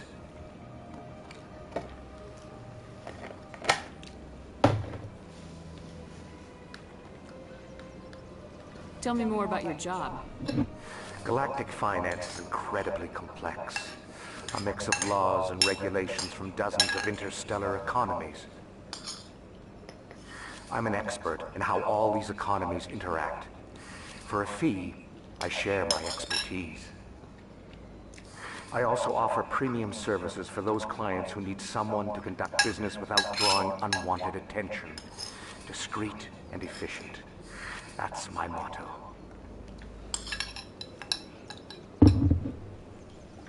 I believe we discovered the black market. Sounds pretty shady. Everything I do falls completely within the bounds of interstellar commerce law. Even so, many of my clients would prefer their transactions remain undisclosed. For example, suppose a Hanar ambassador was petitioning the Council to reduce tariffs on Hanar goods. How would it look if he had money invested in a Hanar exporting company? Even if his true motives were to help his people, he would be accused of advancing the petition for his own personal gain. I can keep his personal finances private. What's it like living here on the Citadel? The station is without a doubt the greatest wonder in the galaxy. It is a technological marvel, but its true splendor goes much deeper than the hull and engines. From the Presidium to the wards, the entire station is a testament to the success of the Council. All the species of Citadel spaced together in a single, strong community. What makes the Presidium so special? It is the political center of Citadel space. 80% of all intelligent species in the known galaxy acknowledge the Council's authority on interstellar matters. But only the most powerful and influential species have embassies here on the Presidium. This level of the station is reserved for the elite, Shepard. People like us. What are the wards like? The cultural heart of the galaxy. They pulse with the lifeblood of millions of citizens from dozens of different species. You never know what you'll find out in the wards, Commander. It's always full of surprises. Fortunately, most of them are pleasant.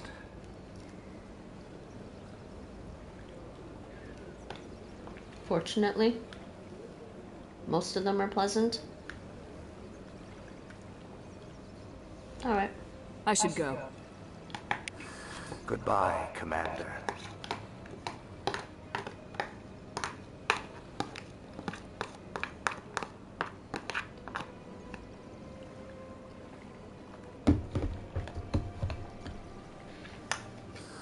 How can I be of assistance to you today, Earth Clan? I should go. Goodbye, Commander.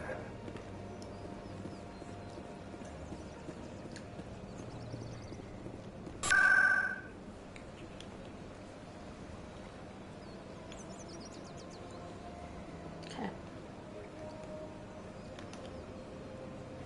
Just making sure these get unlocked. Okay, where are we? Zoom out. Can I zoom out more? I can go around and down. That's the bank.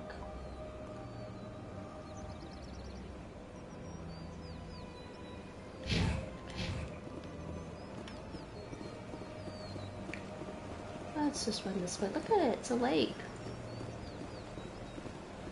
Kind of cool, eh?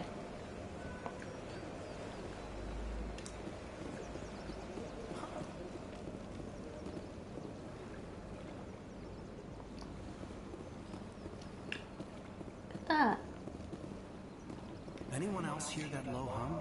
Sounds like it's coming from that statue. Makes my teeth tingle. You know, art doesn't normally do much for me, but that relay statue, I like. Well, they've built themselves quite the lake. Wonder if anyone ever drowned in it. Sure is peaceful here.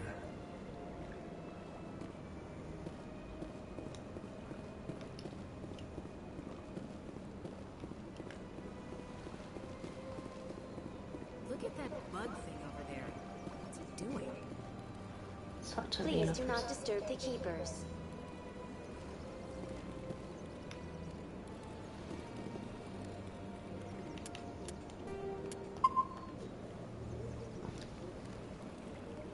Please do not disturb the keepers. Oh, she won't let me talk to him. Please do not disturb the keeper. Welcome to Presidium Tourism Terminal 2. You are standing near the base of the Citadel Tower, one of the Presidium's most recognizable and important structures. Behind me is the spectacular relay monument, a scale model representation of a Prothean mass relay. How are you today? To your left is one of the keepers, the enigmatic caretakers of the Citadel, working on a control panel. You may see Keepers involved in various tasks throughout all levels of the Citadel. We ask that you do not interfere with them in any way. The Keepers are essential to the smooth operation of the Citadel. Obstructing their daily work will result in harsh penalties, including incarceration and rehabilitation. Interesting. And how are you today? Yes, I will return to AC Valhalla. Probably tomorrow. Tomorrow or Thursday, either one. But this is the Legendary Edition, and since it just came out, I thought I'd play a little bit. It is actually one of my favorite game series, so Relay Monument. Okay, Keepers. I'd like to know more about the Keepers. Yes, tell me about the Keepers. Little is known about these peaceful servants of the Citadel. And how are you though today? They are essential to the operation and maintenance of the entire station. Citadel regulations protect the Keepers against interference during the performance of their tasks. Failure to comply will result in harsh penalties. Keepers can be seen in all sections of the Citadel, but are typically found in and around the tower. Any particular reason there are so many Keepers in this area? The Keepers do not communicate with other species. It is assumed, however, that the tower houses the Citadel's primary control systems. Many of the station's systems, such as navigation and life support, function automatically. It is believed the Keepers operate those systems from inside the tower's inaccessible core. The Keepers also make frequent appearances in the council chamber itself, though they appear to be just passing through on their way to some other destination. Nice. Tell me about the Citadel Tower. Housing both the council chambers and Citadel control, the tower is one of the most important buildings on the station. Access to these areas is restricted to those with the appropriate clearance. Of course it is. I'd like to hear more about the council chambers. The business of the council, which often has far-reaching effects on the galactic community, is conducted in a room at the apex of the Citadel Tower. Of course it is. The council chambers themselves are truly a magnificent sight to behold, though few get to experience the view in person.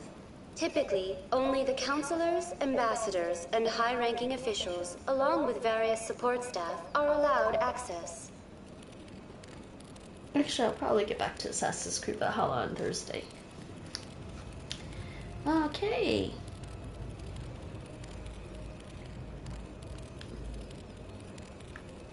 What if someone has business with the council? The average citizen must go through the proper channels if they wish an audience with the council. This is usually arranged through their respective ambassadors. Even then, few are given access to the actual council chambers. In most cases, the ambassador acts on behalf of the citizen. I'm scheduled to have an audience with the council. Only a handful of visitors to the Citadel are ever granted that privilege. I would be jealous, but that is outside the scope of my program. I gotta remember that. I would be jealous, but that is outside the scope of my programming. What happens in Citadel Control? Citadel Control handles all incoming and outbound transit. Every ship within 2,000 kilometers of the Citadel is under the jurisdiction of Citadel Control. At peak capacity, they are responsible for monitoring upwards of 1,000 vessels. Interesting. Next, Relay Monument. Tell me more about the Relay Monument. Discovered by the Asari who first arrived at the Citadel, the Relay Monument is one of the station's most interesting and controversial features. What is the meaning behind this striking piece of art? Is it a tribute to Prothean vanity? A reminder of their conquest of the galaxy through mass relay technology? Or perhaps it is a symbol of unity, a Prothean acknowledgement that the relays would eventually lead other species here to the Citadel. No one can say for sure, making the Relay Monument a favorite topic of discussion among academics and scholars. See, no one knows what it's for. Interesting. That's all for now. Thank you for using Avina. Have a pleasant day. Thank you, Avina. Okay, wait. We're not gonna go up to the... We're still exploring this area. And then I'll go up to the council chambers in a bit. Just a bit down here. And then around, yeah, I think I covered most of it already. Yeah. Because we don't get to go to the wards yet until after, I think. So let's go over here. Don't need directions for anything. Let's go this way. No? Nothing on this bridge over here? Nah. Don't see anybody to talk to.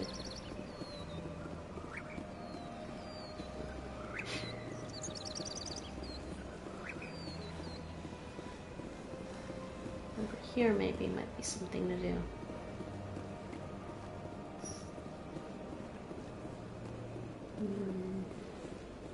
Okay, maybe not yet. Maybe later. Yeah, maybe there's a quest here later. I feel like there's a quest here later.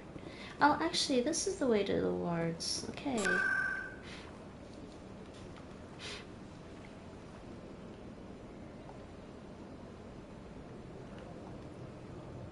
I was wondering how to get there again.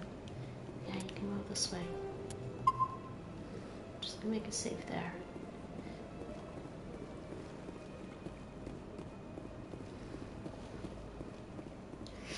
And oh yeah, that's right, that's what the other thing was for, I think.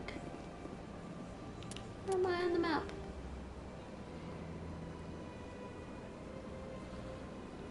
There's a couple other elevators I didn't take. Oh, I don't have access to the wards, don't matter, okay. I think it is time then, because I think the other ones also went down to the wards. Because I think this one to CSEC Academy. What's that? Transit? No. Transit? Okay, I should go down. See if I can go down to CSEC Academy. I didn't go there.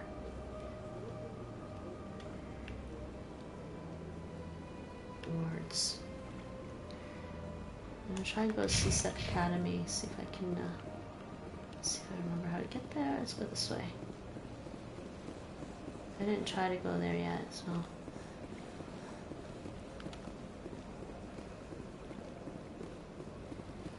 To CSEC, this way.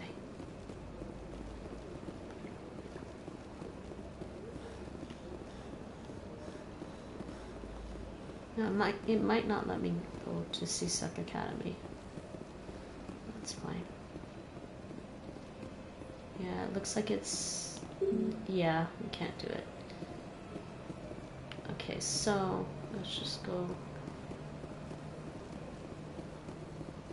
So that's everything. It's time to go head to the Citadel Tower.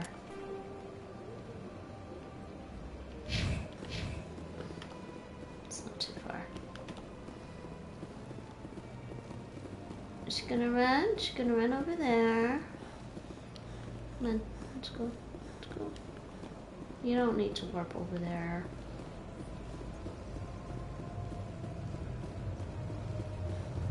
I love this game. I gotta admit, I wasn't planning on playing this again because I already played the game before. But I only finished all 3 games with one character, I think. I don't think I finished it with the second one.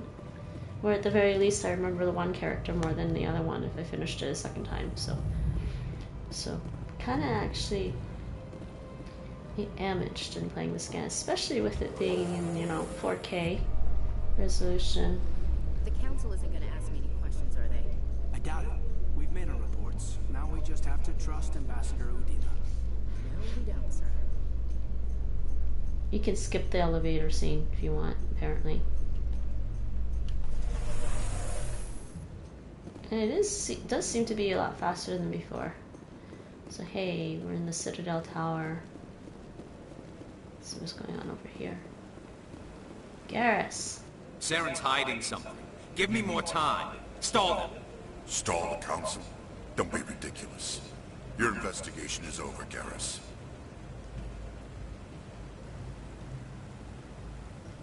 Garrus, buddy. Commander Shepard, Garrus Vicarian. I was the officer in charge of the CSEC investigation into Saren.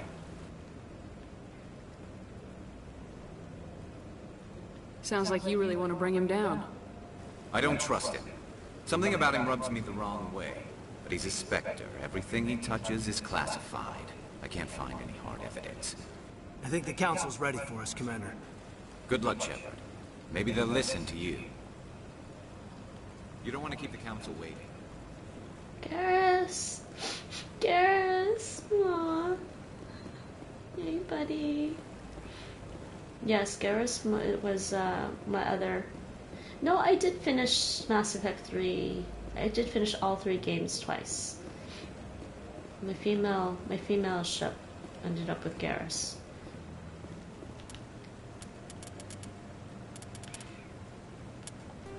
Let's just say that. I had Garrus and Tali. Probably, I might end up with the same. New playthrough! End up with the same characters. Okay, Council Chamber heading up that way. So before we do that, let's take a look at my squad. Oh, yeah. Wow, I got 9 points now because I leveled up a bit. And she's got 8, 7, okay. I need to get stasis. 700 damage. No, I want medicine. I'll level them up before I go on the next mission. Or while I'm on the next mission. Codex entries. Alright. Primary stuff here. Let's see. Secondary. Alien non-council races. Primary stuff. Aliens. Council races. 3 most politically important species in the galaxy. The Asari were the first species to discover the Citadel. When the Solarians arrived, it was the Asari who proposed the establishment of the Citadel Council to maintain peace throughout the galaxy. Since then, the Asari have served as the mediators and centrists of the Council. An all-female race, the Asari reproduce through a form of parthenogenesis. They can attune their nervous system to that of another individual of any gender and of any species to reproduce. This capability has led to the unseemly and inaccurate rumors about Asari promiscuity. Asari can live for over 1,000 years, passing through 3 stages of life. In the maiden stage, they wander restlessly, seeking new knowledge and experience. When the matron stage begins, they meld with interesting partners to produce their offspring. This ends when they reach the matriarch stage, where they assume the roles of leaders and counselors. They basically have maiden mother chrome stages. Aliens, extinct races. 50,000 years ago, the Protheans were the only spacefaring species in the galaxy. They vanished in a swift galactic extinction. Only the legacy of their empire remains. They are believed to have built the mass relays and the Citadel, which have allowed numerous species to explore and expand throughout the galaxy. Prothean ruins are found on worlds across the galaxy. While surprisingly intact for their age, functioning examples of Prothean paleotechnology are rare. Time and generations of looters have picked their dead cities and derelict stations clean. Some believe the Protheans meddled in the evolution of younger races. The Hanar homeworld of Kadje, for example, shows clear evidence of former Prothean occupation. The presence of a former Prothean observation post on Mars has caused a rebirth of Though now extinct, the Rachni once threatened every species in Citadel space. Over 2,000 years ago, explorers foolishly opened a mass relay to a previously unknown system and encountered something never seen before or since, a species of spacefaring insects guided by a hive mind intelligence. Unfortunately, the Rachni were not peaceful, and the galaxy was plunged into a series of conflicts known as the Rachni Wars. Attempts to negotiate were futile, as it was impossible to make contact with the hive queens that guided the race from beneath the surface of their toxic home world. The emergence of the Krogan ended the Rachni Wars. Bred to survive the harshest environments, the Krogan were able to strike at the queens in their lairs and reclaim conquered Council worlds. But when Krogan fleets pressed them back to their homeworld, the Rachni refused to surrender, and the Krogan eradicated them from the galaxy. Okay. Non-council races. The Elkhorn are a Citadel species native to the high-gravity world Dakuna. They are massive creatures, standing on 4 muscular legs for increased stability. Elkhorn moves slowly, an evolved response to an environment where a fall can be lethal. This has colored their psychology, making them deliberate and conservative. Elkhorn's speech is ponderous and monotone. Among themselves, scent, slight movements, and sub-vocalized infrasound convey shades of meaning that make a human smile seem as subtle as a fireworks display. Since their subtlety can lead to misunderstandings with other species, the Elkhorn often go out of their way to clarify when they are being sarcastic, amused, or angry. Dakuna's high gravity impedes mountain formation. Most of the world consists of flat, open plains, which prehistoric Elkhorn wandered across in small family bands. Modern Elkhorn still prefer open sky, and can become restless and uncomfortable on long starship journeys. Okay, Hanar and Keepers. The Hanar are a Citadel species known for excessive politeness. They speak with scrupulous precision and take offense at improper language. Hanar that expect to deal with other species take special courses to help them unlearn their tendency to take offense at improper speech. All Hanar have 2 names. The face name is known to the world. The soul name is kept for use among close friends and relations. Hanar never refer to themselves in the first person in conversation with someone they know on a face name basis. To do so is considered egotistical, so instead they refer to themselves as this one, or the impersonal it. Their homeworld, Kaje, has 90% ocean cover and orbits an energetic white star, resulting in a permanent blanket of cloud. Due to the presence of Prothean ruins on the world, many Hanar worship them, and Hanar myths often speak of an elder race that civilized them by teaching them language. They got civilized because somebody came along and taught them language. Keepers. When the Asari discovered the Citadel, they also discovered the Keepers, a docile, multi-limbed insect race that seemingly exists only to maintain and repair the Great Prothean Station. Early attempts to communicate with or study the Keepers were failures, and it is now illegal to interfere with or impede Keeper activity. Because they are completely non-threatening, Keepers have become virtually invisible to everyone else. Similarly, they seem indifferent to other species, except for their tendency to help new arrivals integrate themselves into the Citadel. No matter how many Keepers die due to old age, violence, or accident, they maintain a constant number. No one has discovered the source of new Keepers, but some hypothesize they are genetic constructs, biological androids created somewhere deep in the inaccessible core of the Citadel itself. I actually don't remember.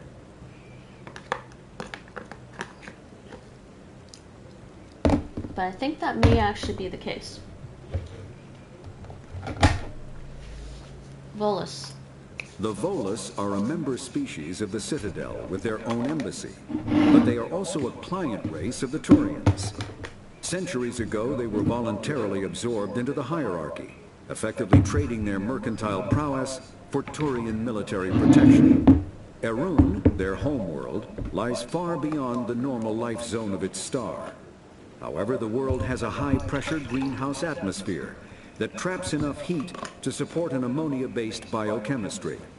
As a result, the Volus must wear pressure suits and breathers when dealing with other species, as conventional nitrogen-oxygen air mixtures are poisonous to them, and in the low-pressure atmospheres tolerable to most species, their flesh will actually split open.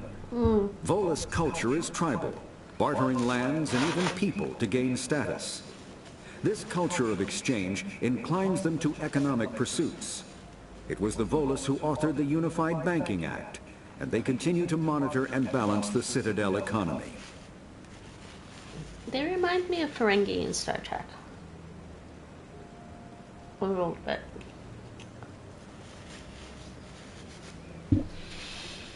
Okay. And then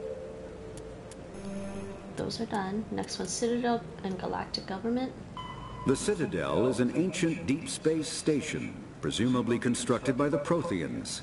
Since the Prothean extinction, Numerous species have come to call the Citadel home. The Council is an executive committee composed of representatives from the Asari Republics, the Turian Hierarchy, and the Solarian Union. Though they have no official power over the independent governments of other species, the Council's decisions carry great weight throughout the galaxy.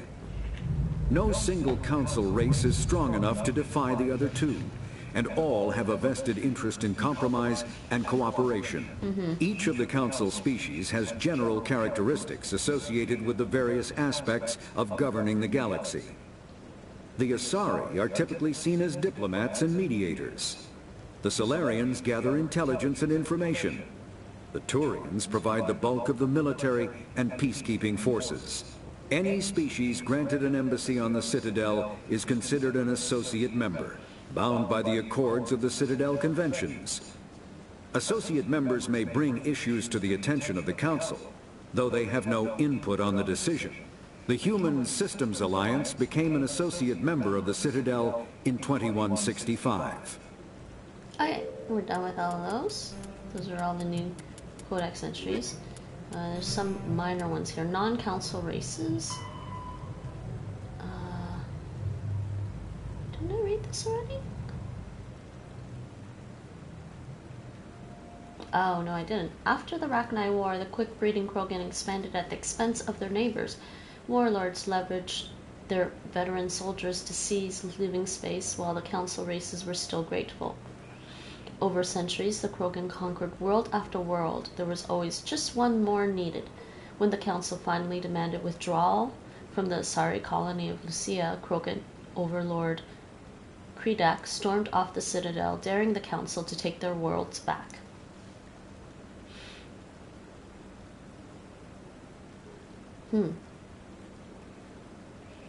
But the council had taken precautions. The finest STG operators and Asari huntresses had been drafted into a covert observation force, the Office of Special Tactics and Reconnaissance.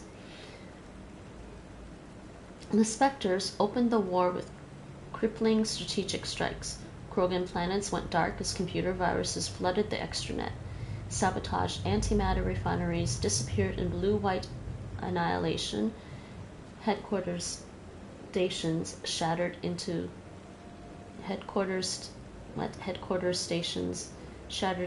orbit clogging debris rammed by pre-placed suicide freighters.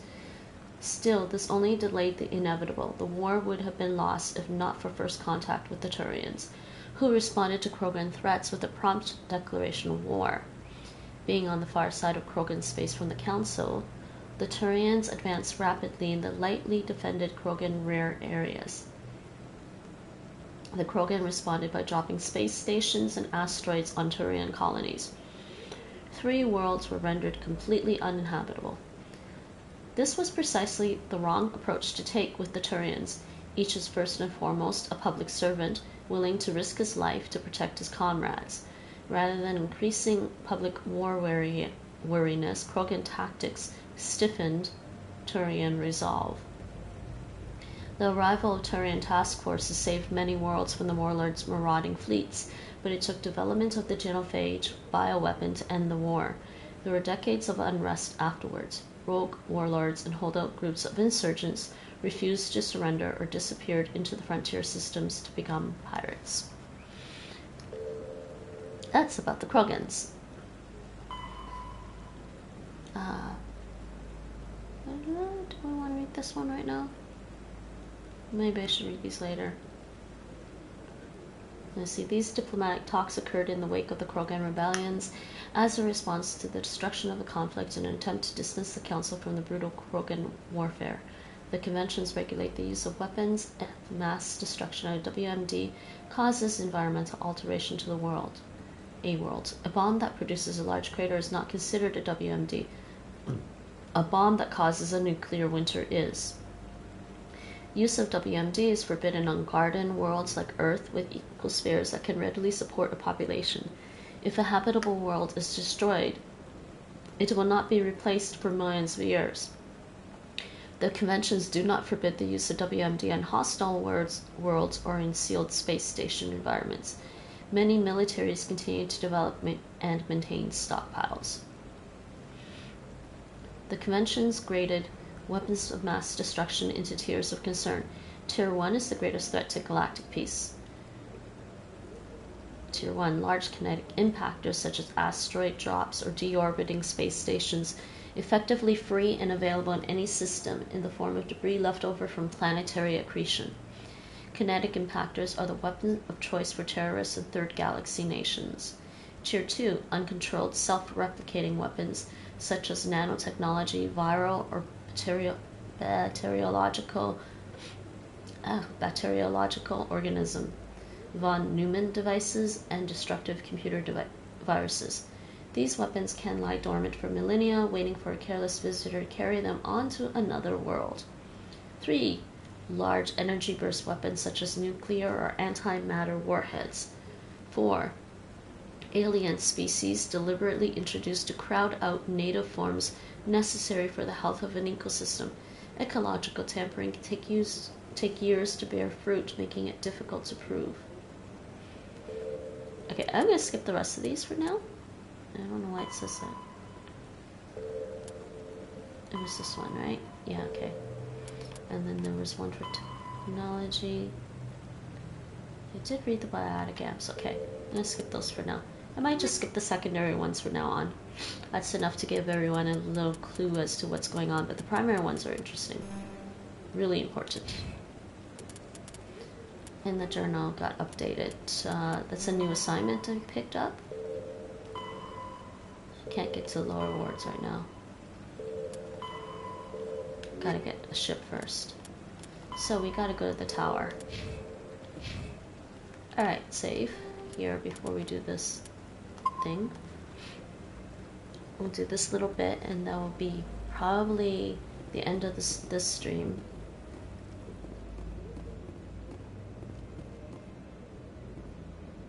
Oh, there's still more to look at here. Hold on. Just a bit more to look at. I don't think I can go there.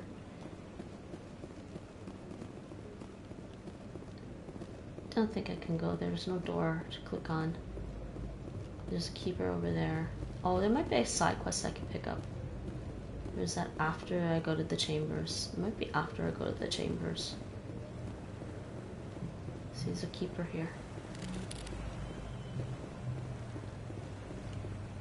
Rear Admiral Kahoku. Yeah, I can talk to this guy. Hold on.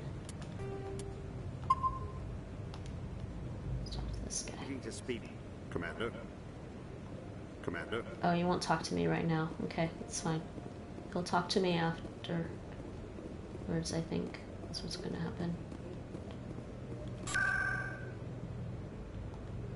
Just making sure these are all unlocked.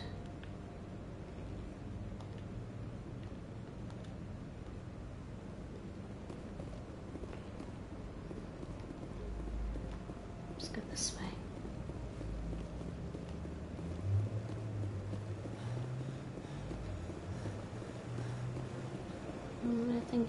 Nothing here to pick up, okay. What's over this way?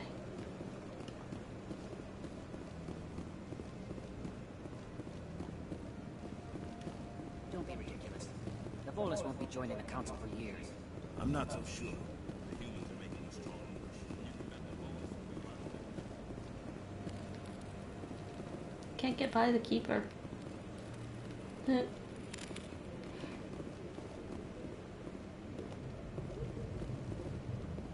Alright, we're done.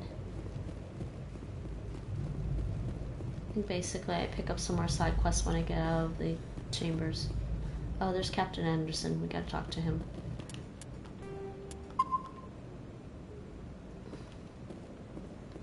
Oh, ready.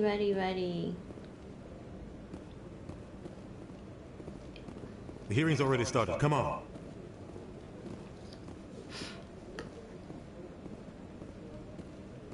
The Geth attack is a matter of some concern, but there is nothing to indicate Saren was involved in any way.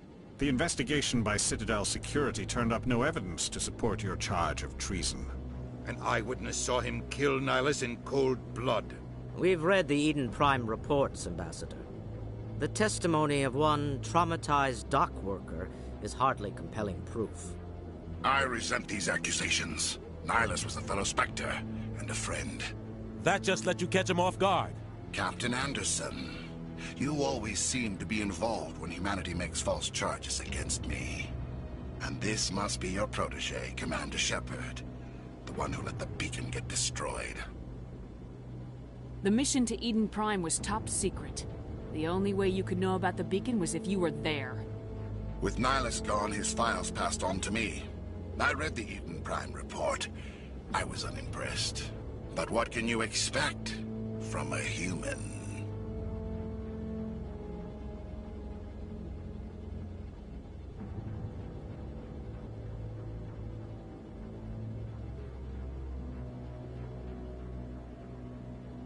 You can expect me to kill you the next time we meet. Your species needs to learn its place, Shepard. You're not ready to join the Council. You're not even ready to join the Spectres. He has no right to say that. That's not his decision. Shepard's admission into the Spectres is not the purpose of this meeting. This meeting has no purpose. The humans are wasting your time, Counselor, and mine. You can't hide behind the Council forever. There is still one outstanding issue. Commander Shepard's vision. It may have been triggered by the beacon. Are we allowing dreams into evidence now? How can I defend my innocence against this kind of testimony? I agree. Our judgment must be based on facts and evidence, not wild imaginings and reckless speculation. Do you have anything else to add, Commander Shepard?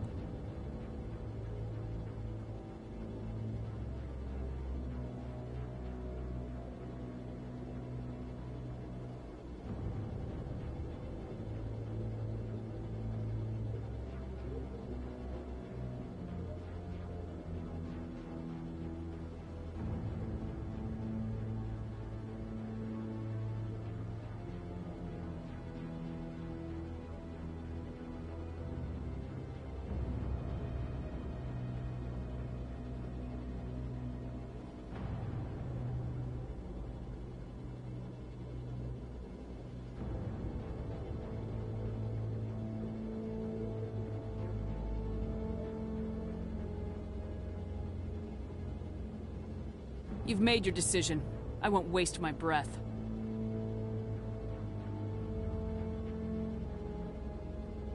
The Council has found no evidence of any connection between Saren and the Geth. Ambassador, your petition to have him disbarred from the Spectres is denied. I'm glad to see justice was served. This meeting is adjourned.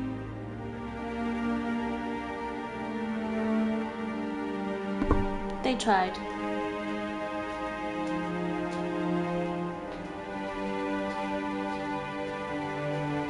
It was a mistake bringing you into that hearing, Captain. You and Saren have too much history. It made the Council question our motives. I know Saren. He's working with the Geth for one reason. To exterminate the entire human race. Every colony we have is at risk. Every world we control is in danger. Even Earth isn't safe. Tell me about this history between you and Saren. I worked with him on a mission a long time ago. Things went bad. Real bad. We shouldn't talk about this here. But I know what he's like. And he has to be stopped. What's our next step? As a Spectre, he's virtually untouchable. We need to find some way to expose him. What about Garrus, that C-Sec investigator? We saw him arguing with the Executor. That's right. He was asking for more time to finish his report. Seems like he was close to finding something on Saren. Any idea where we could find him? I have a contact in C-Sec who can help us track Garrus down. His name is Harkin. Forget it. They suspended Harkin last month, drinking on the job. I won't waste my time with that loser. You won't have to. I don't want the Council using your past history with Saren as an excuse to ignore anything we turn up. Shepard will handle this. You can't just cut Captain Anderson out of this investigation. The Ambassador's right. I need to step aside. I need to take care of some business. Captain, meet me in my office later. Harkin's probably getting drunk at Cora's Den. It's a dingy little club in the lower section of the wards. Maybe there's another way to find evidence against Saren. You should talk to Barla Vaughn over in the financial district. Rumor has it he's an agent for the Shadow Broker. The Shadow Broker? An information Shadow dealer. broker? Buys and sells secrets to the highest bidder. I've heard Balavan's one of the top representatives. He might know something about Saren, but his information won't come cheap.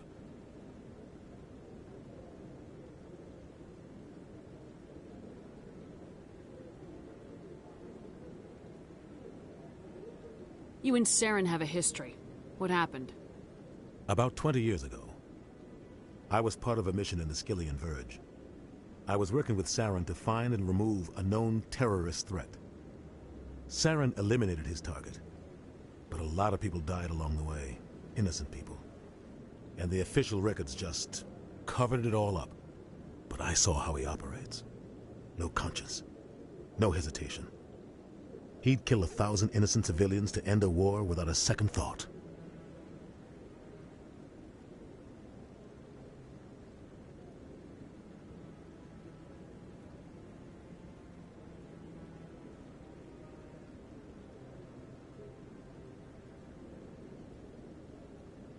Killing innocents doesn't end wars. It causes them.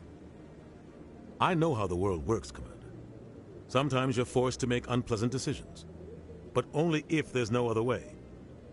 Saren doesn't even look for another option. He's twisted, broken. He likes the violence, the killing. And he knows how to cover his tracks. I actually didn't know she was going to say that, but okay.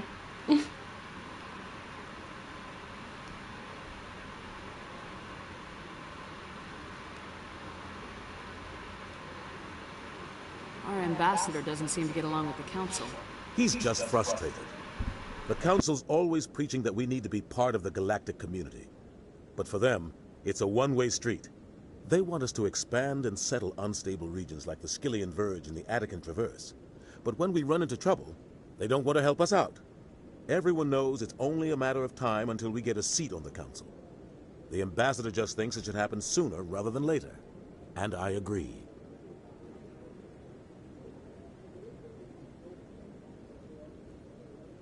You and Saren have a history. About 20 years ago, I was part of a mission. Saren eliminated his target, but a lot of people died along the way. But I saw how he operates. No conscience, no hesitation. He'd kill 1,000 innocent civilians to end a war without a second thought. You don't think much of Harkin. The guy joined CSEC about 20 years ago.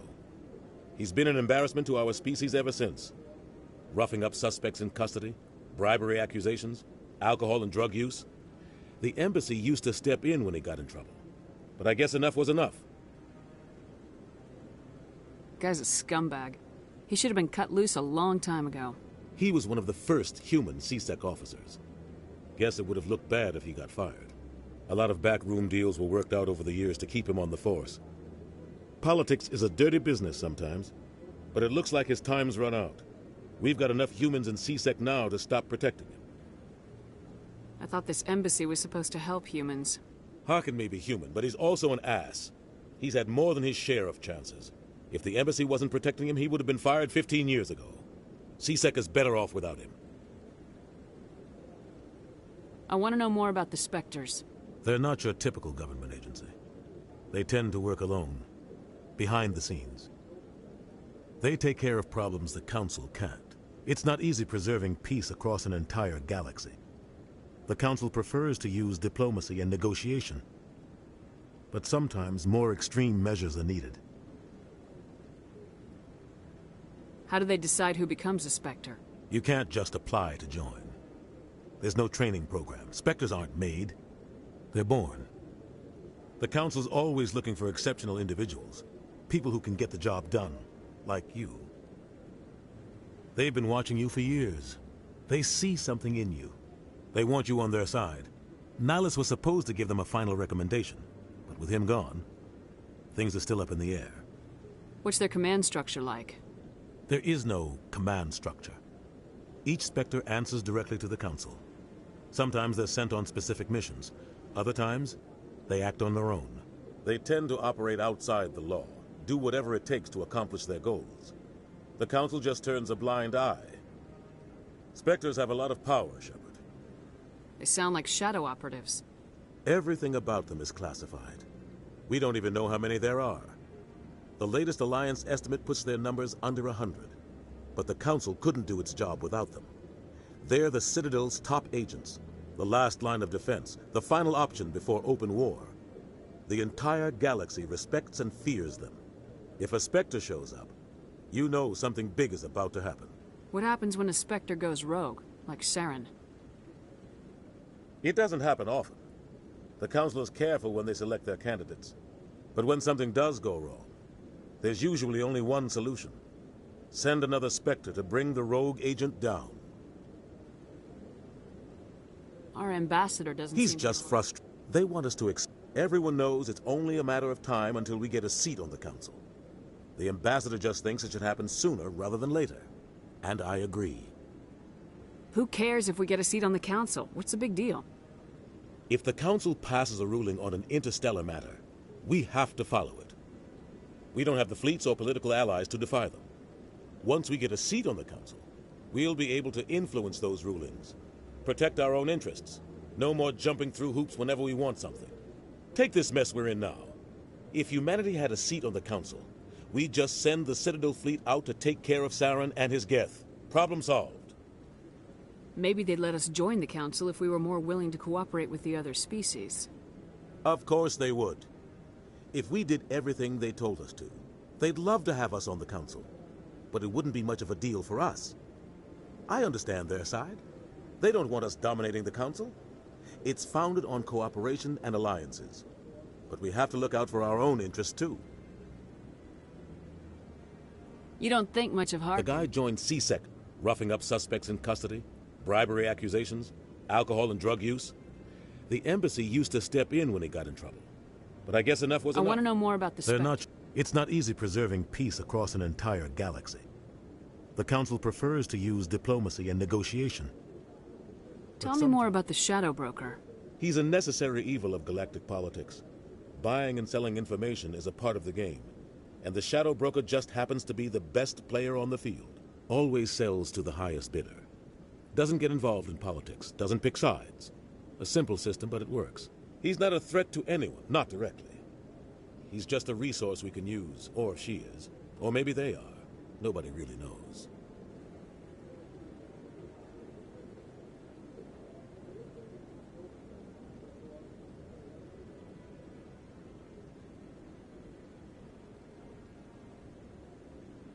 Tell me about Barla Vaughn. He specializes in moving large sums of money without leaving a paper trail. A financial genius, doesn't do anything illegal, but he knows all the loopholes. He's got an impressive client list. Ambassadors, diplomats, Spectres. That's probably why the Shadow Broker uses him. I should go. Good luck, Shepard. I'll be over in the ambassador's office if you need anything else. Alrighty. That was a long little bit of dialogue and some story. And where are we right now? So, journal. We've got, 3 new missions. 3 new main missions. Expose Saren. Okay. Find proof. Right? And then Garrus. Speak to Harkin. Go to Cora's Den in lower wards. And Shadow Broker. Go see Barla Vaughn. So I think I'd like to do this one next time. Speak to Harkin. Lower wards. So that's what we're gonna do next time, actually. More council race stuff. Let's just listen to these 2 codex entries. The Asari were the second species to join the Citadel. The Salarians are warm-blooded amphibians with a hyperactive metabolism. Salarians think fast, talk fast, and move fast. To Salarians, other species seem sluggish and dull-witted. Unfortunately, their metabolic speed leaves them with a relatively short lifespan. Salarians over the age of 40 are a rarity. The Salarians were responsible for advancing the development of the primitive Krogan species to use as soldiers during the Rachni Wars. They were also behind the creation of the genophage bioweapon the Turians used to quell the Krogan rebellions several centuries later. Salarians are known for their observational capability and non-linear thinking. This manifests as an aptitude for research and espionage. They are constantly experimenting and inventing, and it is generally accepted that they always know more than they are letting on. That's probably true. Technology. Biotics, a virtual intelligence is an advanced form of user interface software. VIs use a variety of methods to simulate natural conversation, including an audio interface and an avatar personality to interact with. Although a VI can provide a convincing emulation of sentience, they are not self-aware, nor can they learn or take independent action. VIs are used as operating systems on commercial and home computers. Minimal VI agents are also available. Agents are compact and specialized. Some serve as personal secretaries, filtering calls and scheduling meetings based on user-defined priorities. Others are advanced search engines, propagating themselves across the extranet to collate user-requested data. Commercial VIs in a variety of stock personalities are available at any software retailer. Boutique firms and hobbyists also build unique VIs to personal specification. Although software emulation of living personalities is illegal, reconstructions of famous historical figures are common. Okay, mass relays. Mass relays are feats of Prothean engineering advanced far beyond the technology of any living species. They are enormous structures scattered throughout the stars and can create corridors of virtually mass-free space, allowing instantaneous transit between locations separated by years or even centuries of travel using conventional FTL drives. Primary mass relays can propel ships thousands of light years, often from one spiral arm of the galaxy to another. However, they have fixed one-to-one connections.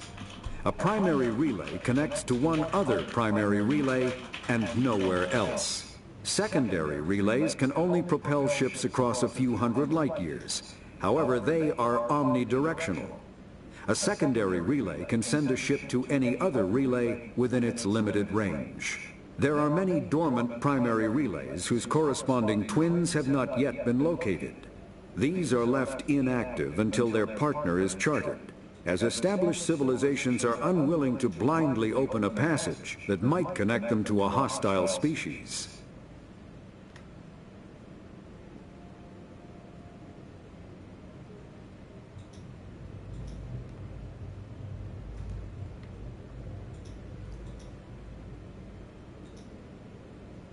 Anyways, so that's what you saw at the beginning of the game, was the Normandy using a mass relay to travel to Eden Prime. Okay. And there's some more secondary stuff, but I think that's enough for today.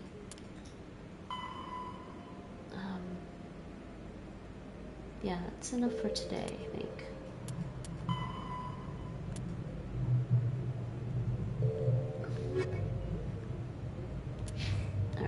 So, we're gonna save there. We finished that. Let's see, new save for next time. Yeah, we saved and then went in and I think, yeah. Okay, so that's it for now. And that's a little bit of Mass Effect. First game in a series that I still really like, actually. I'm actually excited about the game. But, yeah, so now I'm going to take a break. That's alright. Lurking is totally fine. So now I'm going to take a break. I will be back tomorrow. Actually, what's going to happen is I will be back tomorrow afternoon with another stream. It will either be non-monolingual multicultural or Assassin's Creed Valhalla tomorrow. Because I missed Sunday's stream. I was really tired. But anyways, so that was a little bit Mass Effect, and I hope you guys enjoyed the stream for now. I think what I'm gonna do is maybe I'll just host somebody. Let's see. Let's just see who's around.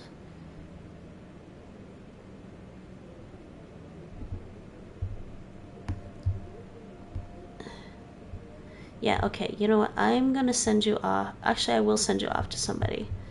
We're gonna send you off to somebody playing Assassin's Creed Valhalla. Let's see. If there were more people, I'd feel like rating somebody new, but I don't know.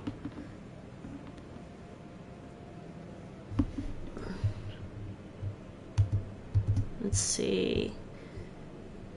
No worries about the lurking. There is a lurk command on this channel. I don't think I'm at that point in the game of Valhalla. In any case, it's fine. We're just gonna go. I'm just gonna send everyone over to Just Good Games 18 is playing Assassin's Creed Valhalla. Please say NinjaBot raid or say NinjaBot's incoming. Take your pick. And that's it for this stream today. I will see you all tomorrow afternoon. See you later. Are we ready? Who else is here? Ah, just a small raid. Who's the third person? I don't know. Nate? No. Huh? Raid time. I mean, it should have automatically. It's alright. Alright, we are raiding now. Bye bye for now. Thanks for watching.